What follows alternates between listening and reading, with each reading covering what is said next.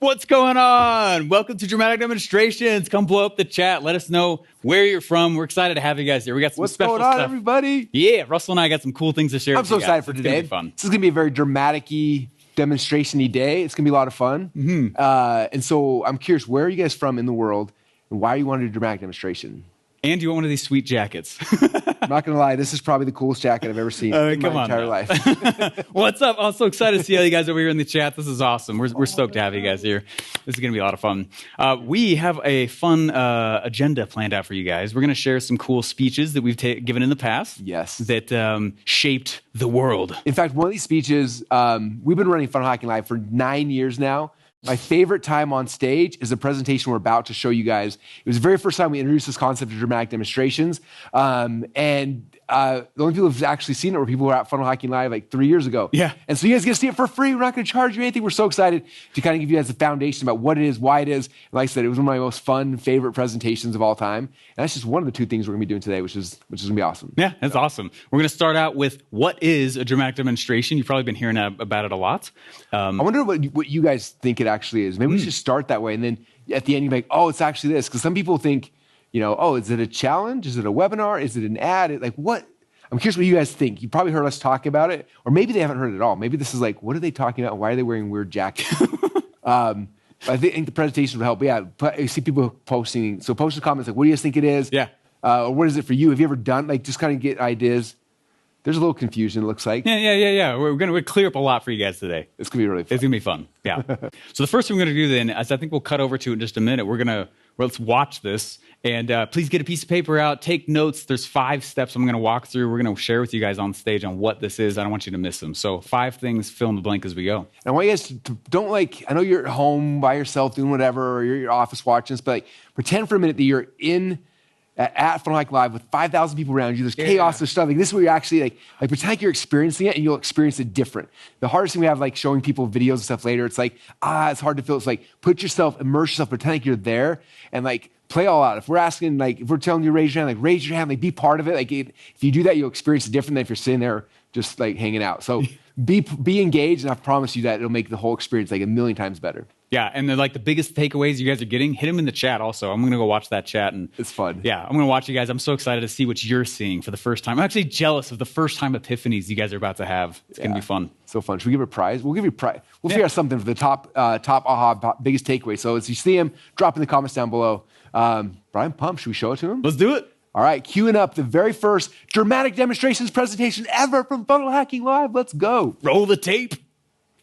I've been thinking about this session for a long time. It's something I've been thinking about and brainstorming about and geeking out on. And it kind of started for me actually, it was probably 4 or 5 months ago. I was going through the Dan Kennedy archives, as I do, and studying all this stuff. And in this one course, it was day 4 of an event, and he had these different segments he was talking about. And one of the segments, probably a 20-minute segment, he talked about this concept of creating dramatic demonstrations. And he said that word, and I was like, ooh, that is so cool. And then I did what every good entrepreneur does, and I stopped, and I ran to GoDaddy and said, dramaticdemonstrations.com. And I'm like, it's available, and I bought it, and I'm like, now we got to do something. I don't know what to do with it, and I was so excited. And in the presentation, Dan was talking about some of the great people in time, old people who had passed away who did these dramatic demonstrations. And I know that Larsen had been also geeking out on this, and so I messaged Steven, and I sent him the thing from Dan, and we started going back and forth, and I don't know, we had so much fun just talking about dramatic demonstrations, the people who had passed on, what they'd done to grow their businesses and things like that. And as we got closer and closer to Funnel Hacking Live, I was like, I want to share all the stuff I'm geeking out on with him. I was like, I want to share this with our audience, because this is something so powerful that if you guys start understanding, it's going to amplify and magnify every one of the funnels, every promotion, every campaign you do. And so to begin with, some of you guys know, this is probably my favorite framework that I teach. It is in the .com Seekers book, it's in the Expert Seekers book, it's in the Traffic Seekers book.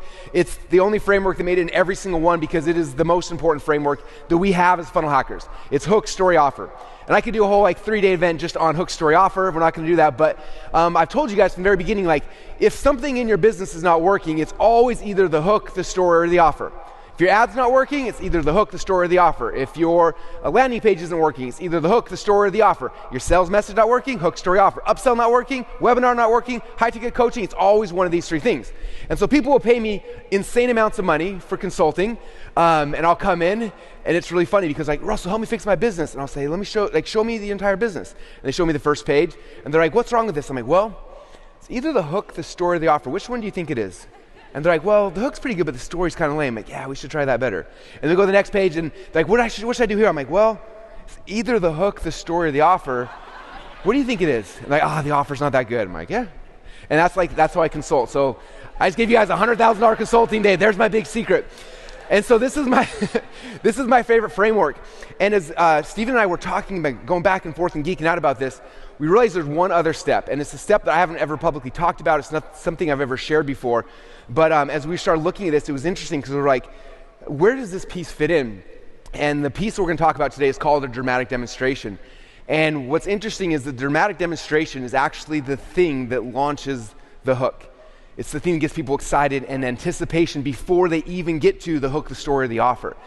And it's just this whole different methodology and mindset that I want to share with you guys. So that's what we're going to talk about today is this concept called dramatic demonstrations. But to do that, I need my partner in crime for this presentation. We've been working our faces off to get this ready for you guys today. I'm so excited. He's actually behind this wall right now, and I need you guys to help me make some noise so we can get him out ready. You guys good with that? Okay, everyone, let's put our hands together for Steve Larsen!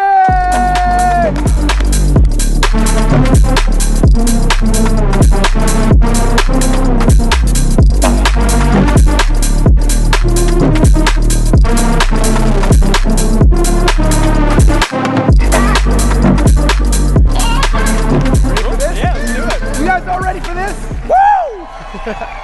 So much fun. Awesome. So I'm going to turn the first part of this over to Steve because he's got some exciting stuff to set this whole project up for you guys. Yeah, I'm going to get nerdy. Is that all right? That is all right because nerds get paid. All righty. All right, guys, I'm excited, though. I'm going to go a little faster through this, but I want you to know this whole dramatic demonstration piece is all about traffic getting. Who needs more traffic to the funnels? Woo! Right, this is my favorite way to do it. This is how I do it every time, and I'm excited to share it with you. I want you to know, though, where a lot of this comes from. No one has tomatoes here, right? No one? You in the back? No? All right, sweet. There's no such thing as internet marketing. Okay, thank you. There's marketing that we use the internet to distribute, yeah? Understanding the difference is very key, which is why I like to study these stories of rich dead marketers. They didn't have the internet, they still used marketing, so let's learn what marketing really is. Then the internet becomes an accelerant. Make sense? Cool, so what I'm gonna share with you is 5-part framework. I'm gonna show it to you 3 times. If you write nothing else down, just write these 5 things down, okay? All right, now let's move on forward. Now the purpose of these dramatic demonstrations, this is very key, is to spread the hook, not the offer. Okay? This is one of the biggest mistakes people make with their funnels. You're not walking around doing things pre-page 1 of the funnel, spreading your offer. You're not spreading your sales message. You're spreading the hook, and that's a different thing. Yeah, yeah? Yeah, yeah. Oh, sweet cherry pie. All right, let's go. All righty. Now if you're like, hey, Russell, Steve, where does dramatic demonstrations fit in our funnel? They fit right here. So here's I'm very visual, all right? So I do a lot of pictures. So if you think about it, it's like, all right, we have a dramatic demonstration in front of the funnel. It's everything you're doing pre-page 1 of the funnel. Who here has a funnel? Sweet, this applies to all of you. All righty. Okay, so this is what you're doing before page 1 of the sales funnel. So we know from Russell, hook, story, offer, right? Hook, story, offer. But what are you spreading, again, pre-page 1 of the funnel? It is the hook. It is the boom. All right, so it is the hook. That's what you're doing out there. And it was, again, from these rich, dead marketers that I learned these patterns, and I went really, really deep, like so deep. And it was very, very fun. So this is really where I learned it, though, and where it came from. And I like to vox Russell with excitedness a lot and be like, I just learned this crazy nerdy thing. And where this really comes from was one day I started writing every single P.T. Barnum campaign and story and launch that I had ever known or read about. And I wrote them down on a whiteboard. because I was looking for his patterns. How did he launch without the internet, right? How did he go put it out there without having the distribution power that we have today? And so I put them all out on this whiteboard, and a really strong pattern emerged. Would you like to see it in slow-mo? Cool. All righty. Sorry, so here's the first one. This is how P.T. Barnum used dramatic demonstrations to sell tickets to his museum. Who here has seen the movie Greatest Showman? Such a good movie. Largely false. Okay. What his real career was in this museum. Now, I don't know about you, but how many times do you go to a museum? Exactly. That's why it's so cool to study. So this guy was pretty rich, and he had to get people without the internet to get people to this foot traffic reliant place to get business there just to a museum. So one day, it's a true story. It's this awesome story to go look up. How many of you guys have heard of the story of the Fiji mermaid? A few of you? Some of the fellow nerds love it. Cool. All right, so this is the Fiji mermaid.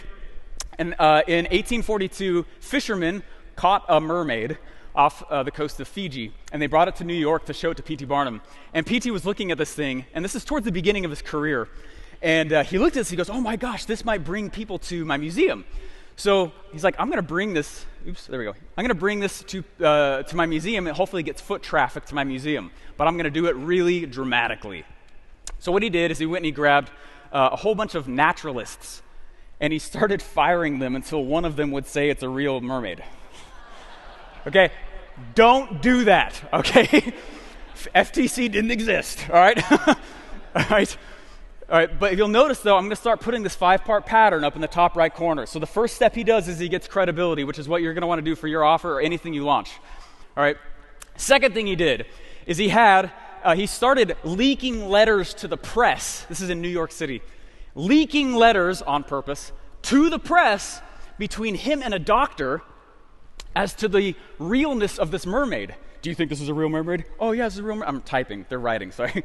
This is a real mermaid. Yeah, no, this is definitely a real mermaid. And they were purposely leaking them around the vicinity of the press to go, oh my gosh, this is real. What they didn't know is that, so as they leaked him around, that was actually his associate. Again, do not pose to be a doctor. You're going to lose everything. You'll die in a gutter. It'll be awful. Okay? Again, no FTC. Just look at the principle.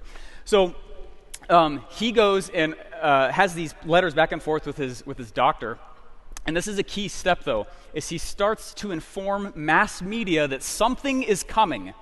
It is the wrong move to finish your funnel yesterday and dramatically demonstrate it tomorrow. You're not going to, it doesn't work that way.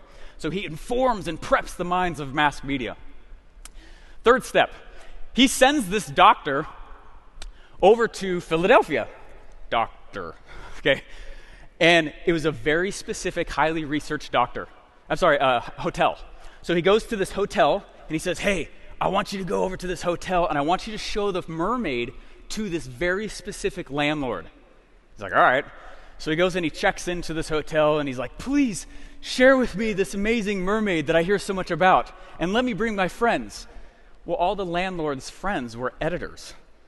And so in Philadelphia, all the press, insert mwahaha, okay? So all of these editors in Philadelphia start writing about it now and going, oh my gosh, you're a Fiji mermaid, Fiji mermaid. Notice he wants the launch to happen in New York. Okay, he's creating buzz in another place. A lot of principles here. Okay, so step number 3, involve other influencers. Step number 4, while that's happening, he finally approaches the traffic he can control. And so what he does is he litters, I censored because this is a family show. Those are the pictures of the yeah.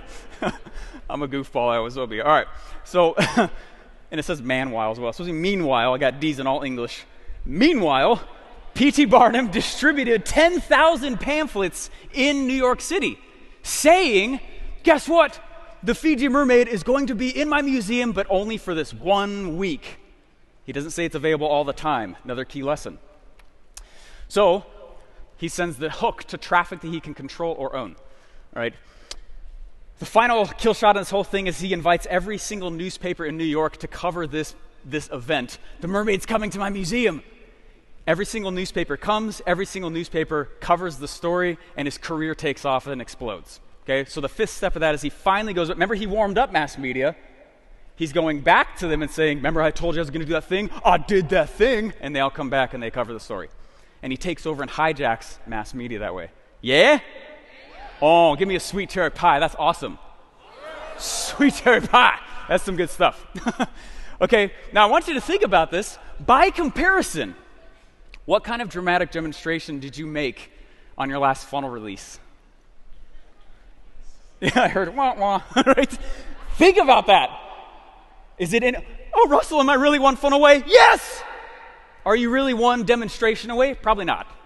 It's going to take a lot of demonstrations to that one funnel, okay? So I want you to think about this also. The last time I went and put a funnel out and it was dramatic, was it dramatic or did you launch apologetically? And this is a curse that I see and I'm trying to rid us of it. Okay, how many guys sell something that is better than the majority of the market that you serve? Right? All hands should be up, right? So don't be apologetic. Be dramatic. Right? That's why Russell called it the moral obligation to sell. That last chapter in Expert Secrets. It is your moral obligation. If you truly do what it is that you say you do, don't be apologetic. You be dramatic. You be loud. You get that attention. Yeah, yeah? Oh, sweet cherry pie. Alrighty, I love this quote though. He says, without promotion, something terrible happens. Nothing. Such a good quote. It's awesome. Alrighty, that was the slow-mo version. Can I go fast-mo? All right, let's go fast-mo. All right, here's another example. In 1882, Queen Victoria sold Jumbo, their national treasure, to P.T. Barnum. This elephant was gigantic. It was senile. It was actually drunk a lot of the times. And they sold it. She got a lot of flack for selling it to P.T. Barnum. And sold it to him for the equivalent of $500,000 in our time today. And step number one, credibility. Might just be working with someone credible. A queen counts. All right. Step number two, he informs, again, right, mass media that something's coming. This is the first elephant in America. No one had ever brought an elephant to America at this time. And so what he does is he goes and gets people excited, and this huge crowd follows him. And this thing is 20% larger than today's biggest elephants. It really was big. Fascinating, the follow-up story on that whole thing. But record-breaking crowds follow him as he greets this elephant at the docks, and they walk it down the streets until tragedy struck. Shortly after that, in 1883, about a year, not even a year later, the Brooklyn Bridge was finished. And the Brooklyn Bridge was the largest suspension bridge in the world at that time. And so people were really, really afraid to go on this thing. This was the largest feat that we had ever built as, modern humanity. And so people were afraid to go on this thing. And so what's fascinating about this is this is awful, the public was finally able to go on this bridge. This true story all about the Brooklyn Bridge. People were able to go up into this bridge, and someone tripped and pushed the person in front of them, and it caused this stampede, and lots of people were trampled to death. Not awesome, okay? This is actually an article from New York Times about that in 1883. And what's interesting is PT was like, well, what if I walk my elephant across that to demonstrate the strength of the Brooklyn Bridge, because no one wanted to use it anymore. So he did.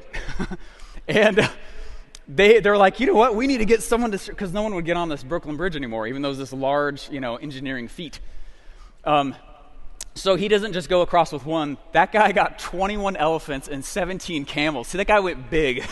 And they walked across the Brooklyn Bridge, demonstrating its strength, getting him tons of traffic to his museum, and he gets really dramatic traffic again. Yeah? You guys seen the pattern? Where's the internet in that? Nowhere! But I need a list. No, you don't! I'm going to smash that one later, all right? So what I'm going to do is look at these 5 pieces here. So step number 1, just in case you didn't see them in the top right, he always gets credibility for the offer prior to marketing it. Right? If you need to get social proof, get social proof. Just get it. Prove that it works. Get credibility somehow. Number 2, inform mass media somehow that it's coming. I got something coming. How many things behind the scenes do we see of Russell with Instagram going, working on something cool, you won't see it in a year. Working on something cool, you won't see it in a year. Working on something cool, right? He's warming us up. I got something coming. Don't waste that time. Okay? Number 3, he involves somehow bigger influencers, people that are also influencers that have their own audience, and starts to get them in. Then and only then does he do number 4, which is approach the traffic he controls. But wait a second, that's how most of us start. I got an idea. Email, email, email. This is step 4 for him. Does that make sense? Someone find some gold and let go of it. That was awesome. Alrighty. Number 5, what he does is he goes back to mass media and said, I told you I'd do it. Now I got credibility. I told you I was going to. I've got other influencers. Look, these other people are excited about that as well. Check it out. Now go talk about me and all your mass media stuff. Fascinating pattern, yeah? So what we wanted to do is, and remind you again, without promotion, something terrible happens, which is, again, nothing. If your funnel's done, you're not done. You're just starting marketing, okay? So what we'd like to give is, if you may not know this, P.T. Barnum was actually the second millionaire in America. And contrary to what Hollywood said. The first millionaire is actually a drug dealer. Yeah. So, and he's number 2. Number 2, let's celebrate number 2. We'd like to give P.T. Barnum. Yes, an honorary 2 Comma Club award. What do you think about that? Yeah? Hey, Todd, are you back there? Do you have a 2 Comma Club award we can give to P.T. Barnum? Yeah, Miles, where's PT? Bring PT up here. Here's PT There Barnum. he is! PT Barnum, everybody! PT Oh my Barnum. gosh, look at the man! Oh, the man is here himself. We need Come on. Let's give him one. Yeah. What's up, guys? You want to get a touch? And I'll get out. Yeah.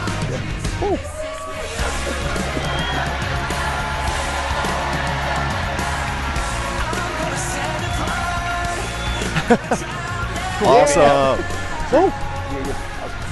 I'll carry him back. I'll bring PT with me. Okay. We'll go hang out All backstage. right. Who here thinks we should start an honorary every year, introduce a new, amazing marketer who's passed away into the 2 Comma Club? That'd be amazing. So PT is the first, which is a big deal. But there's so many amazing stories of people like this who didn't have the tools we have nowadays and built amazing businesses. One of my favorites, this is a picture right here of one of my people I look up to.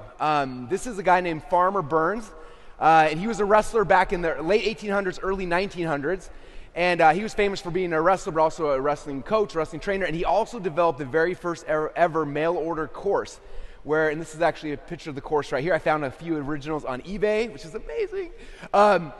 And back in the day, back in the 1914s when this course came out, you would buy it, and every single month you get this, you'd get the first lesson in the mail. Next month you get the next one, the next one. He was doing these promotions, right? But how in the world do you promote a wrestling course in 1914? It's not easy, right? So if you look on the picture on the left, this is what he did. It's kind of hard to see that picture, but Martin Burns, he was famous for having a huge neck. He would do these neck bridges, and he taught it in the wrestling course here. He would do neck bridges like crazy, where his neck was huge. In fact, I found one picture of him, I forgot to put in the slides, but he's doing a neck bridge, and 2 of his kids are standing on his chest while he's doing a full neck bridge. That's how strong his neck was. So what he would do to promote his course and himself as a wrestler and a coach, he would travel around the country, going to all the county and the city fairs. They would go and they'd set him up on a big hangman's noose, where they had the wood floor, and they stand out, they put the rope around his neck, and they'd hang it, and then the floor would drop, and he'd goom.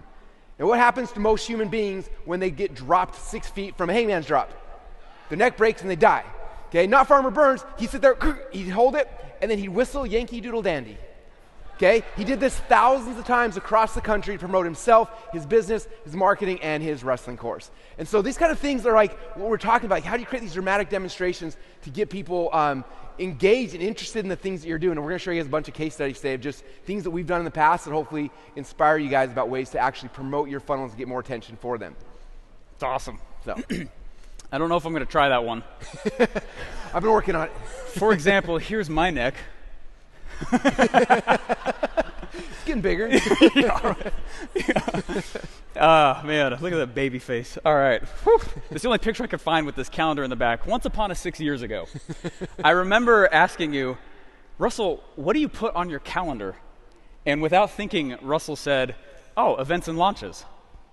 And I remember thinking, how come no one else does that? That's a powerful concept to be able to do that. So, these aren't little calendars, by the way. It's the entire wall in my office is this one huge calendar, as you see. Yes, a giant calendar. And so this taught me that unplanned revenue equals the likelihood of no revenue.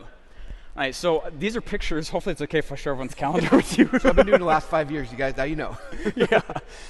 These are pictures of Russell's calendars. There's like, look, here's how he's planning out only events and launches. And these are not his personal calendar. This is a marketing calendar. This is a dramatic demonstration calendar.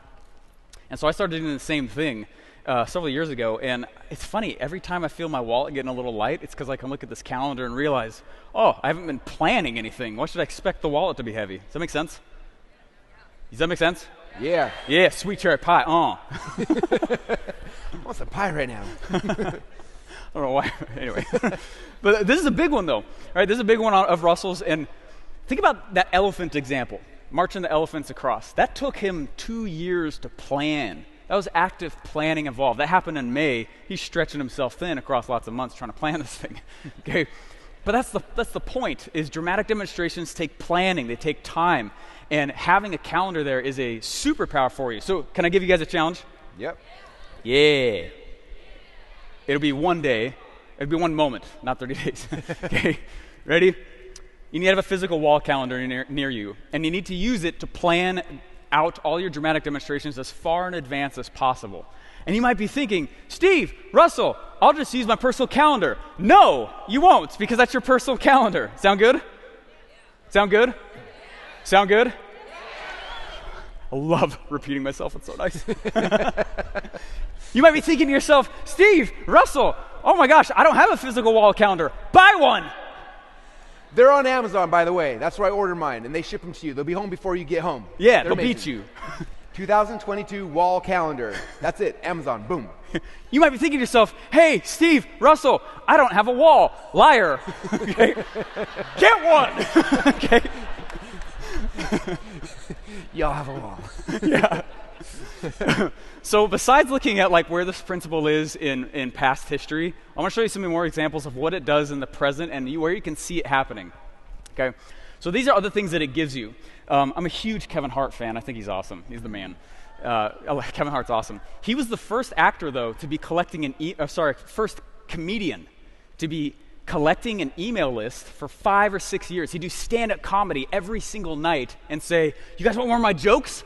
Cool, go to blah, blah, blah.com, put your email in, and I'll send you more of my jokes. Well, he did this every night for 5 or 6 years, and he was the first person to ever get hired by Hollywood, get paid by Hollywood, and then go, hey, by the way, I got an audience. You're going to pay me again so I can go promote you. Genius. All right? It's awesome, right? Now what do they all do? That. Right? Dramatic demonstrations build a list. Russell, Steve, I don't have a list. It's because you haven't done a dramatic demonstration. It's the other way around. They give you a list in the action of doing it. Yeah. Make sense? Yep. Here they go. Tony Robbins did 240 podcast interviews about one of his books before it was ever released. What does that give him? Why would that work? It works because they generate interest in the offer before it's ever there, right? And the excitement of that. We started that Expert Secrets book funnel 2 days before it went live, but it's because the previous 2 months were spent promoting the fact that it was out. Does that make sense? It was longer than 2 months prior, but yes. But it is a lot, right? It's like, yeah. A whole bunch ahead of time. Super, yeah. Tesla sold the world on their incredibly dumb-looking Cybertruck before it was started. I read in a book, and it's pure science, that's a truck. Anyway, but you see what they did?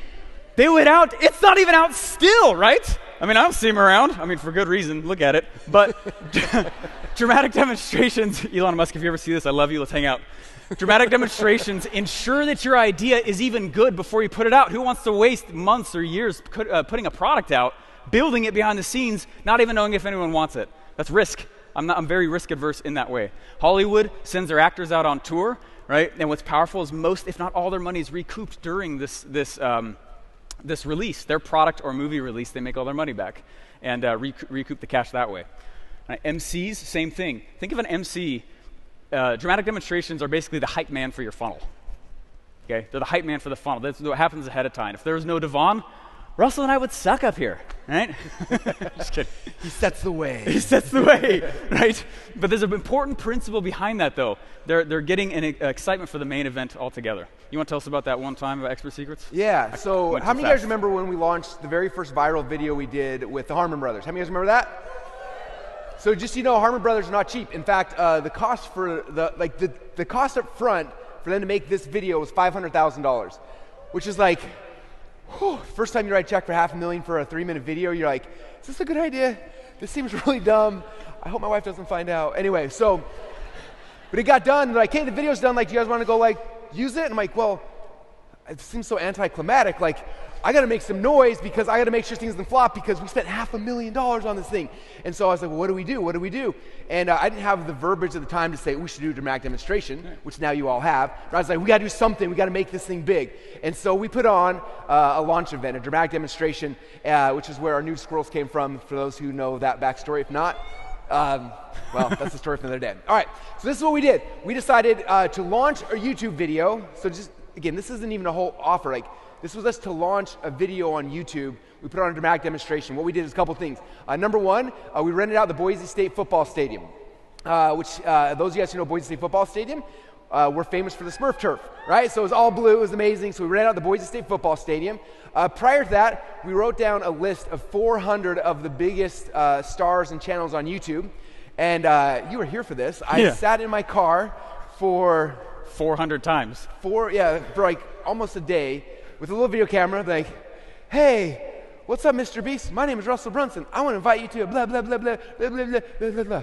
Click. But you were like getting out your car halfway through the script, so I saw him get out of his car 400 hey, how's it going, times. man? What's up? I'm just getting out of my car. What's up? Get out of my car. 400 times. Who's ever made 400 videos in a day, back to back to back to back to back to back? It was exhausting. I was impressed. But I wanted to make sure this was going to work, so I had to get to work. So we did 400 videos, and then from there, and again, 400 personalized videos, and then we went and we built 400 separate pages on the funnel, one for every single influencer. We sent those out to every single one, right? So now I'm like, okay, we're having a big party at Boise State. We got 400 huge influencers we've invited to this huge party. What's next? Well, what's next? As long as we have 400 people in the room, we should try to set a world record, because how do you get cool people to show up? You got to do cool things.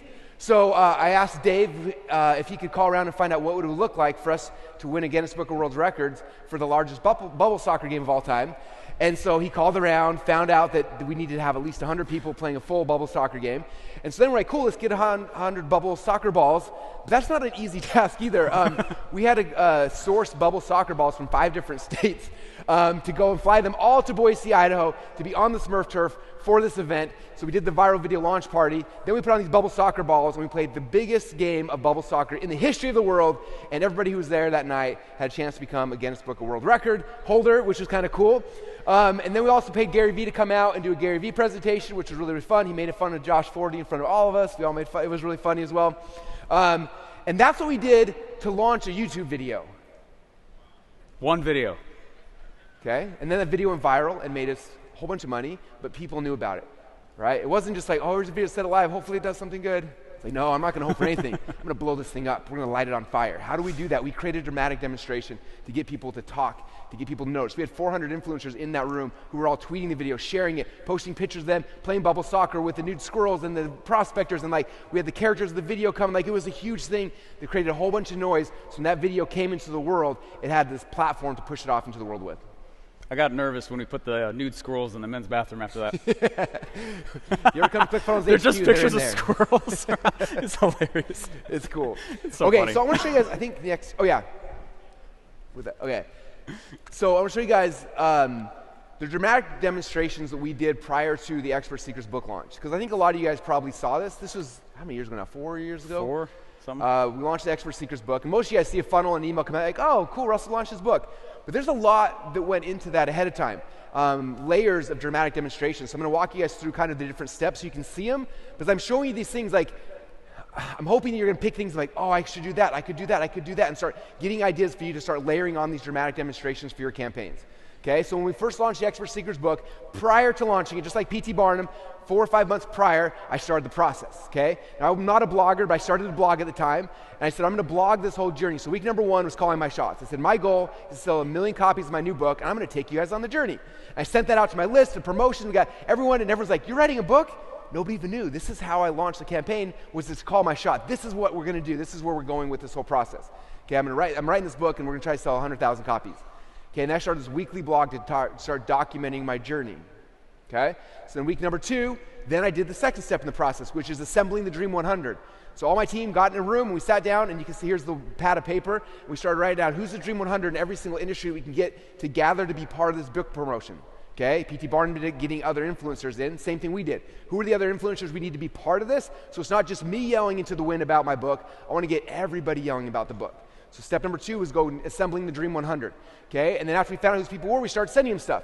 Okay, one of the things we sent them out was this Avengers comic book. We made a whole video. We showed it at Funnel Hacking Live 4 or 5 years ago. A whole animated video showing this Avenger thing and how ClickFunnels was saving the world from Confusionsoft and other terrorists and enemies. And it was really awesome. And then we made a whole comic book out of it. And we sent this comic book to the Dream 100 just as a gift to kind of open up some conversation, saying, hey, there's something cool is coming real quick, but here's a really cool gift. Okay? And then we started sending these Dream 100 people packages. Okay? And I didn't have the screenshots from the Expert Secrets packages, but these are the screenshots of the packages when I did the .com Secrets book. Okay? After the book was done, first thing I did is I sent a copy of the book and a t-shirt to everyone in my Dream 100 just so they could get the book in their hands. I wanted influencers seeing it and reading and looking through it before I had a chance to promote it. And then we decided to give away my Ferrari.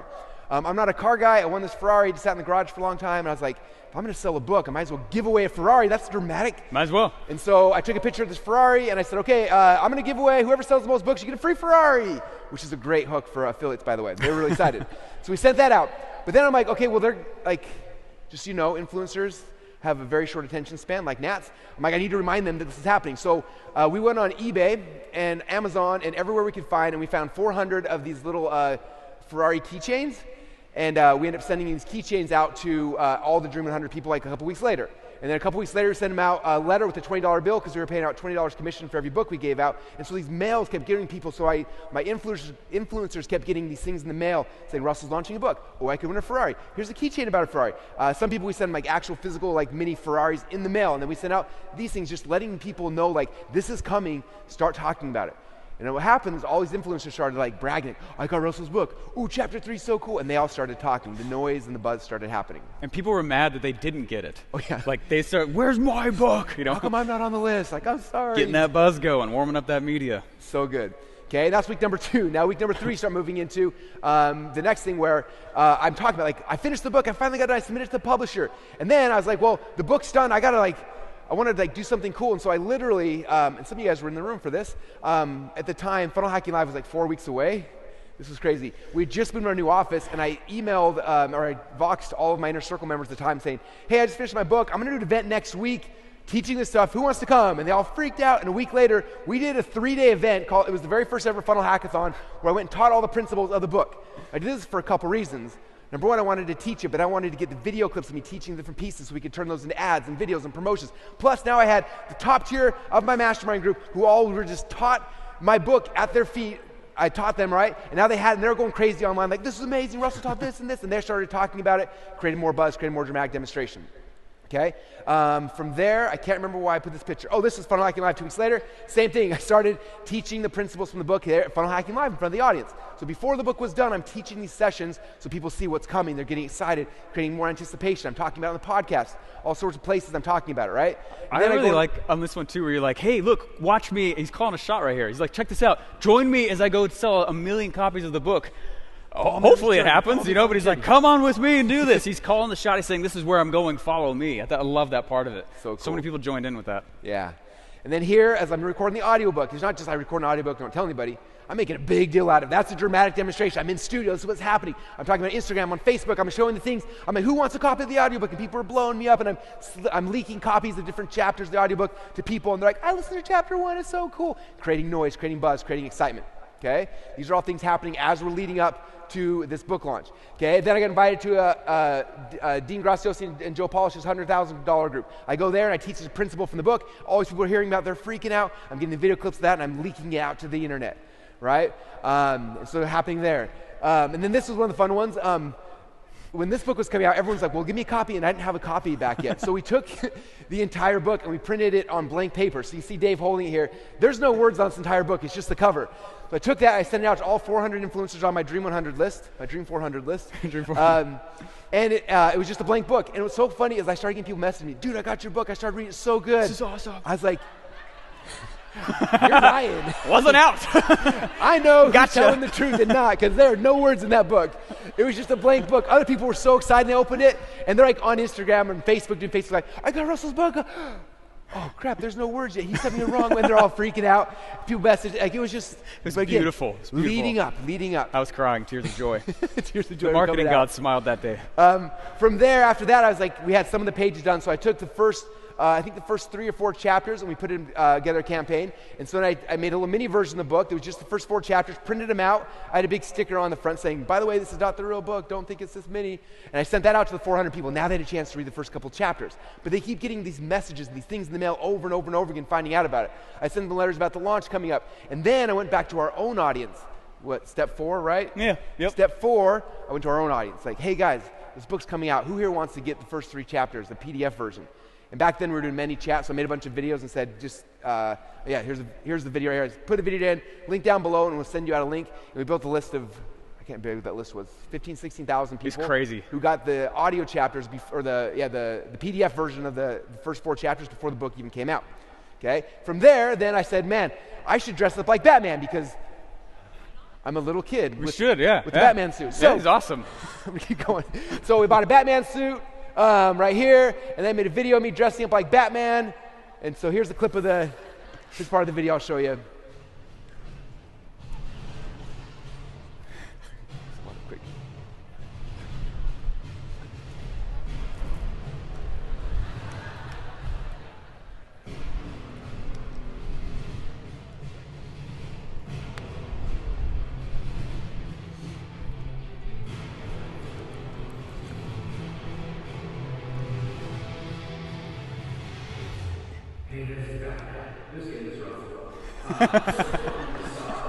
All right. Just kidding, it's Russell. So I sent that video to everyone, and then guess what? I bought a whole bunch of Batman suits, and I told all the top 10 affiliates, you win. I'm gonna get you a custom fit Batman suit that you can wear just like I wore. And what's funny is all the top 10 affiliates who won, only one of them actually wanted the suit, and it was Dan Henry. Everyone else was like, I don't want it. Wherever But Dan you are. Henry and me Yeah, had the 2 Batman suits in this industry, so wherever you're at, Dan, it was amazing. Then we sat down, we mapped out the funnel, which was like not just a funnel, but there's a funnel plus a funnel stack, plus there's a whole thing. We mapped out the entire funnel, what it was gonna look like. And keep going because we're running out of time. And then we sat down, we filmed the video for the launch to build the funnels out, and then I started doing interviews. Before the book came out, I did interviews with Tony Robbins, with Grant Cardone, as many people as I could. I took a virtual book tour to get my message out there before the book even came. Okay? And again, I'm gonna go a little faster on this. The way we did it is basically, we did a virtual book tour. I would go on some like Tony Robbins' page. I would do the interview together, and then I would go, we'd get into their advertising account, and I would buy ads. I'd spend my money to promote the interview to Tony's page, and then he also got affiliate commissions. Does that make sense? So all these people, I would say, hey, let's do an interview on your page, and then give me access to your ads account. I will spend my money to promote it, and then you'll get affiliate commissions from it. So it was a huge win-win for them. Awesome. And we did probably 100 or so of these interviews leading up to it. And then eventually the book came out, and in the middle of the book launch, we sold 20,000 copies. I decided to change the name of the book in the middle of it, which required another dramatic demonstration. So we changed the name of the book, did another one. And then during the launch, as people got pictures, and we started promoting the pictures and posting them out there, letting people see all these amazing people that were reading the book, what they got from it.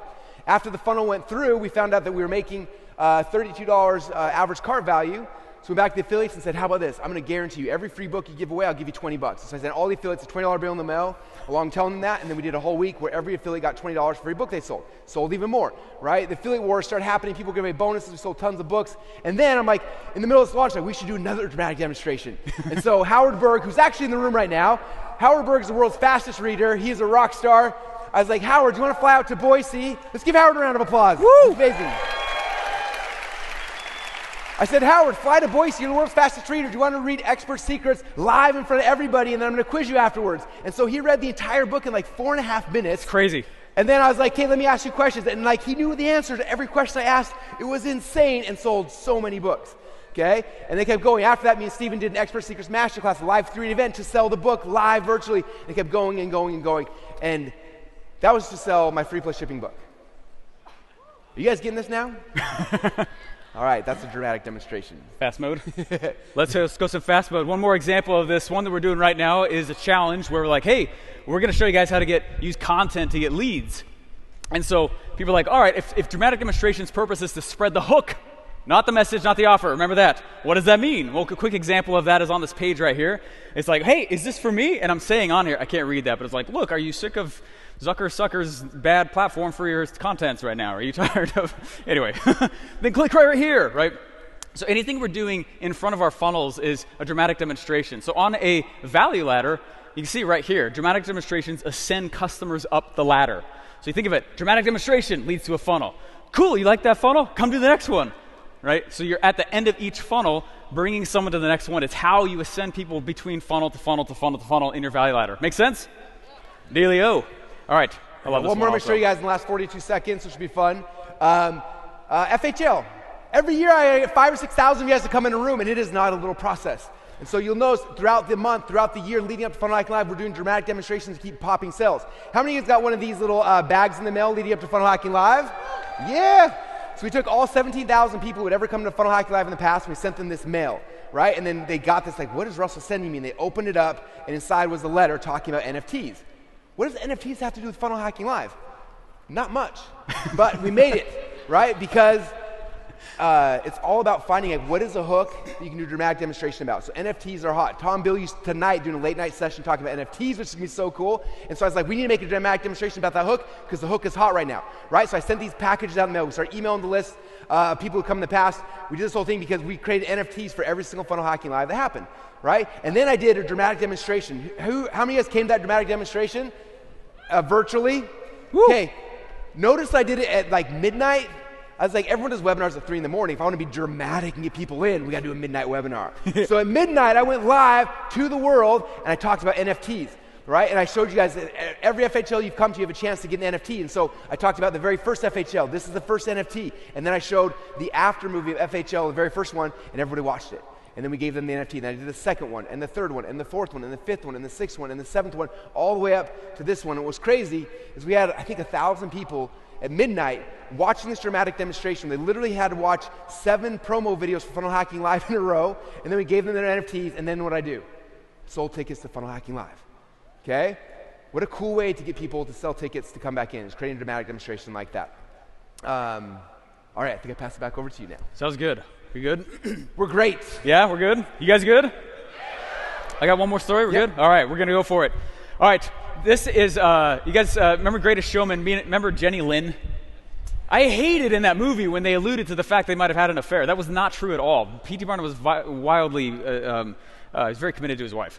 So P.T. Barnum is like, hey, I need to get Jenny Lynn over here. This is a time in his career when he's like, I want to get known to be a little bit less hoaxy. So I'm going to bring someone in very famous. Jenny Lynn was already retired in Europe, and he said, hey, Jenny, how about I go and watch the steps? 5 steps, top right corner, okay? Watch them, okay? First, he gets credibility for the offer. That might be working with someone credible, right? So he asked Jenny Lynn, hey, look, I think you're going to be a huge attraction in the U.S. Why don't you come over here? I'll sell tickets to your shows. Win-win. Well, he's excited about this. He tells people, look, I'm going to go bring Jenny Lynn. I'm going to bring Jenny Lynn. And he's walking down the street, and this doorman goes to open the door for him. And he's like, I'm going to bring Jenny Lynn. And this doorman goes, who's Jenny Lynn? And he goes, oh. An equivalent is like $4 million in our time that he was in debt now. And he realized he was bringing a nobody. How many of you guys have a brand new offer and no one's heard of it yet? But it's good. Okay, same situation. Watch how he solves it. Right? What he does is he goes, oh crap, I'm in so much debt over this. Okay, so what he does is the second thing he does is he informs mass media that she's coming. He has Jenny Lynn literally stand on the docks and give a farewell speech. I read a lot of stuff. I don't think it was even on the docks. She just gave a farewell speech in Europe simply so PT could run the story about it in America. Brilliant. Okay, then what he does is he goes and he says, to the docks that will be receiving Jenny, hey, I need Jenny Lynn swag. I need Jenny Lynn bakery goods. That's a list of stuff that I found that are Jenny Lynn. They called it Lindomania. They created so much Jenny Lynn stuff, it drove her nuts. But seriously. Number 4 is then he goes out and he hires 40 reporters to literally create Jenny Lynn as an icon and an attractive character in America, literally while she's on the ship coming to America. No one had ever heard of her before. No one had heard her sing. And so this works so well. 40 reporters creating this whole persona in the media that 30,000 people greeted her at the docks. 20,000 followed her to her hotel room, which would scare the crap out of me. Right? And they sold out concert after concert after concert. Then one fateful day, Jenny's like, you know what? I'm kind of tired of being marketed like crazy. I'm going to break this up. She starts drinking her own Kool-Aid. Anyway, starts drinking her own Kool-Aid. She goes, I'm fresh to death on my own. I'll go out on my own. Direct quote. And it was not. All right. She just got tired of being so marketed like crazy. And so she cuts the tour in half at around show 90-ish. And she says, I'm going to go out on my own. But what most people don't know is that she actually had a hard time filling a single concert after that. Wait a second. You guys ready for the big point? Yeah. The big point? You got to point at me when I say it. Ready for the point? Yeah. Steven, give me the big point. Right, ready? Here's the big point. It's this. You'll remember it was weird stuff. Big point. All right, it's not Jenny Lynn's voice that was selling those concerts. AKA, your offer is not why they're showing up. Okay, what it is her voice, right? Her voice is not the reason for all the success. What it was P.T. Barnum's consistent, dramatic demonstrations, and as soon as that stopped, so did the revenue. Okay, does that make sense? Big point. So you got to be doing these dramatic demonstrations to fill those funnels up. After your funnel's built, the majority of your time should be spent on making noise. Okay, spreading the hook, not the message and not the offer. Capiche? All right, guys, the biggest thing we want to explain is you guys spend so much time and energy and effort creating products and services and funnels that literally can change the world for the customers you've been called to serve. We want to make sure that as you are doing those things, you're not forgetting the most important part, which is making the noise, creating the demonstrations so that people will believe, so they have the ability to actually see your message, and so you can change their life. With that said, thank you guys so much, and I hope you go out and create your very first dramatic demonstration. Thanks, everybody. All right, welcome back.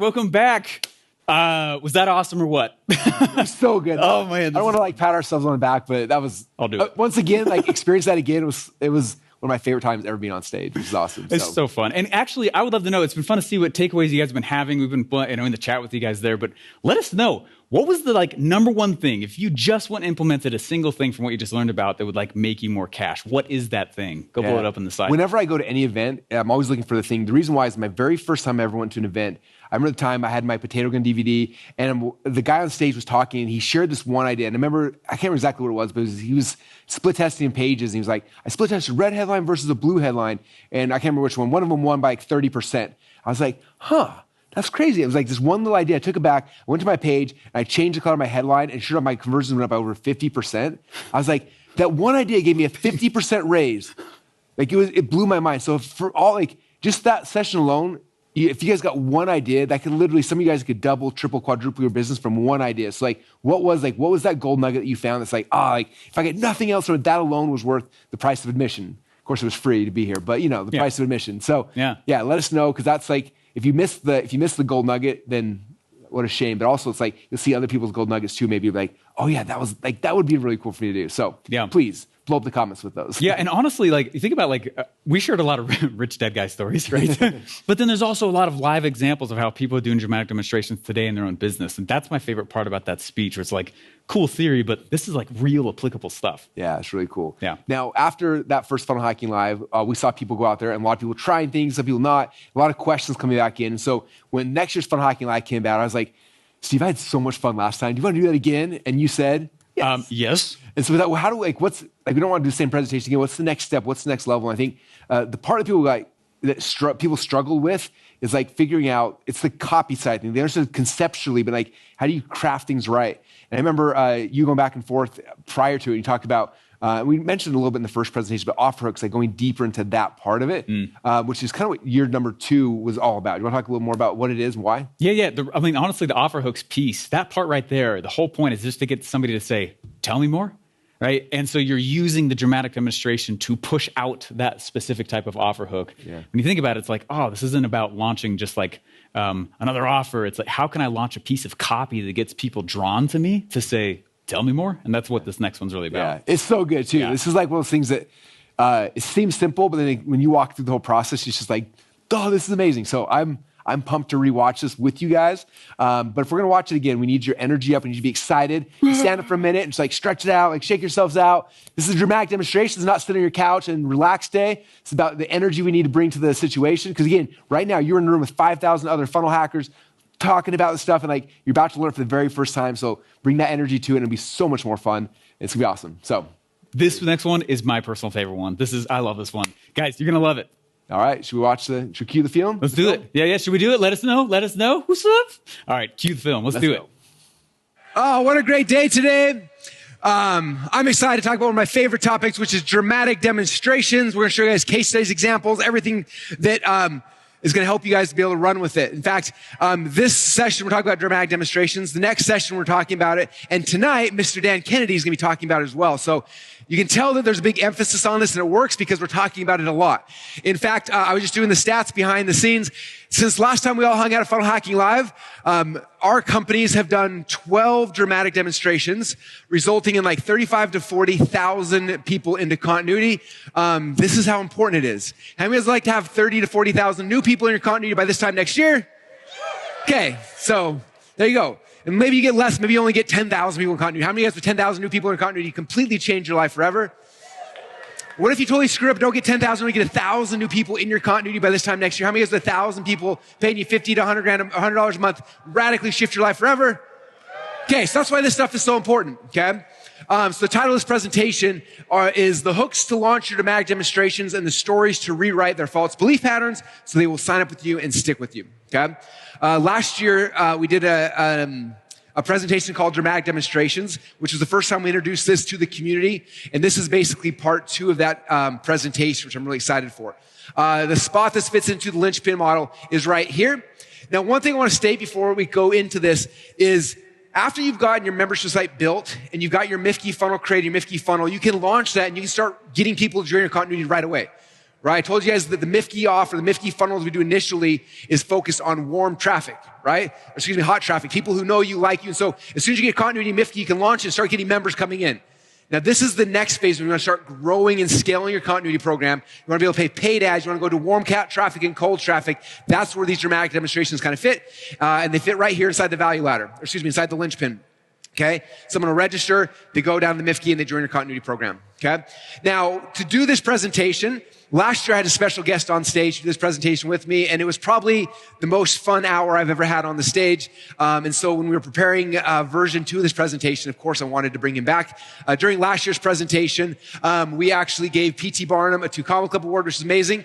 And so he's back this year to do this presentation with me. So with that said, let's put our hands together for Mr. Steve Larsen. Hello. Boom. How you guys doing? So good. Yeah. Let's dive on in. Well, if we're going to dive right in, I got a question I want to start with you because obviously we talk about this a lot. Yeah. We're working on a project together related to this. We're working on a book together, a bunch of really fun things. But for everyone who has never heard this concept in the audience, my first question, Steve, what in the world is a dramatic demonstration? Fantastic question. And I feel like this is a great place to answer that. How you guys doing? Excited to be here. Real fast, and this is not, I wasn't planning on doing this, but if you bootstrapped your way here, could you just stand for just 1 second? Round of applause to those people. A lot of you bootstrapped your way here. Surround those people. Okay? Definitely know what that takes. Excited you're here, grateful you're here. Dramatic demonstrations are one of the biggest keys you guys can use to blowing up the linchpin. All right. And where this really all started for me was 2021. I was in the middle of a nerd sesh. Anyone been in a nerd sesh? Yeah. And you're kind of afraid to show people your nerdism? Yeah. I remember I was dropping something off at your house and I was like, nerd sesh. And you're like, ooh, that's cool, right? And we started diving on into this stuff. And that's the whiteboard. And I started going through and finding, I wonder if there's any patterns at all in P.T. Barnum's most famous marketing campaigns. Like step by step, if I was to compare every single story that P.T. Barnum, that I know of him, is there a pattern? And guess what? By the beard of Zeus, there was. Who wants to hear it? Let's go. All right, here we go. So, why P.T. Barnum first off? He, first off, is the second millionaire in America. He's the second 2 Comma Club Award winner. I don't know if we should mention the first. He's a drug dealer. All right, but he's the second. Woo, number 2. All right, and the reason that we study him so much, though, is actually because he sold a museum. And how often do you go to museums? Exactly. And he was the second millionaire, right? So he knows some stuff. It's very, very awesome. And that's why we gave him an honorary 2 Comma Club Award last year. And can I ask you, how much were tickets to that museum? What's that? It wasn't a high ticket museum. How much were people paying for tickets to the museum? I think it was like 5 to 15 cents. Back when money was worth something. So $1 million is even a bigger deal back then. Yeah. All right. No, so a very strong pattern did emerge, and I want to recap it in one slide. All right. Now, as we do this, though, I want to show you again, just recap, where a dramatic demonstration fits inside of your sales funnel. So you see on the right there, we have a sales funnel, hook, story, offer, right? Hook, story, offer, hook, story, offer. Dramatic demonstrations are everything pre-page one. It's really what obviously you can still use a funnel to do that, but think of a dramatic demonstration as being before page one. What are you doing out in the marketplace? Okay? Alrighty. And so here's the 5 steps. Now, I'm not going to go through any of the stories. Is it okay if I just give it to you straight? This is a quick recap so we can pick up where we left off last year. All right, so step number 1, you're going to get credibility for the offer. Right? Before you go out and do anything with it, get credibility for it. I'll give some examples of that in a bit. Number 2, you're going to inform mass media or some big distribution channel that, hey, I got something coming. It's kind of like when we watch Russell with a phone going, we got something coming up. He just did it at the beginning of this. We're working on a secret project, right? What did he just do? He did step number 2, right? He just did step number 2. Step number 3, all right? Step number 3, then what he does is he always involves other influencers. P.T. Barnum never launched anything without involving other influencers, ever. And notice, these are the order that he launched things in. He has not yet talked to his own list. This is a big mistake a lot of people make. I got a new idea. Email. Right? He waited. He built a story around it by doing steps 1 through 3. And then on step 4, he finally launched the hook, launched the idea to his own list. Make sense? He always built it up first and then said, hey, by the way, list I can reach. Look, credibility. Look, I've kind of mentioned it to mass media. Look, here's other influencers involved. Now you have something big to bring to your own list. Yeah? Yeah, that's some gold right there, son. Okay? All right. Then step number 5, he would launch his hook back to that mass media. He'd go back to step number 2 and say, hey, remember I told you I was going to do that thing? I did that thing. And then he would launch. Okay? Alrighty. Now, real quick, who did a dramatic demonstration last year, or in the last year since we taught this? Stand up real quick. Yeah, so many of you. Look at that. So many of you. I've heard so many stories of you guys doing these dramatic demonstrations. It's so fun.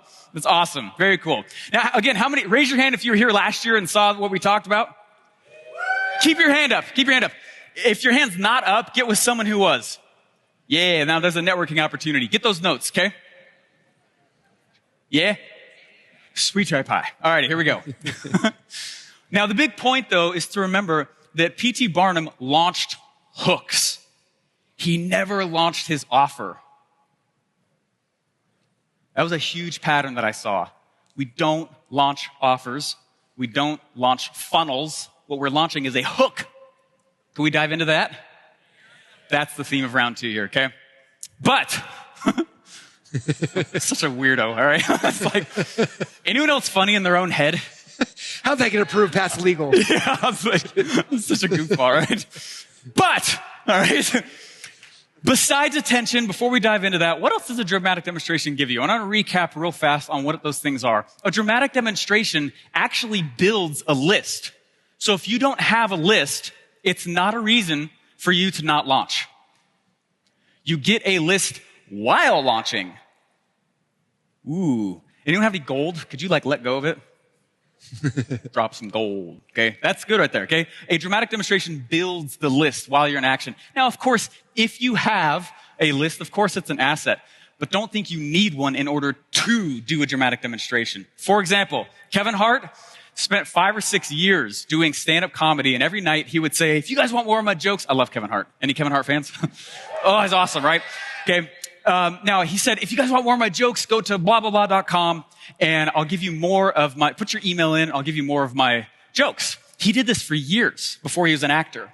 And then when he was an actor, he stood up and he said, Hollywood, I want you to pay me as an actor, but I want you to pay me again because I have a lot of reach, and I'll promote it to my own list. And he was an affiliate. He's the first actor to ever get paid a second time. Cool, right? But he built the list while doing the dramatic demonstration. Yeah? Dramatic demonstrations also make sure that your offer is interesting before you even do anything with it. All right? For example, Tony Robbins, he did 240 podcast interviews before one of his books was even out. And a lot of us as marketers will think to ourselves, you know what, that feels a little bit backwards. You know, I'm going to go and finish the product and then talk about it. Flip that. Other way around. Build pressure prior to.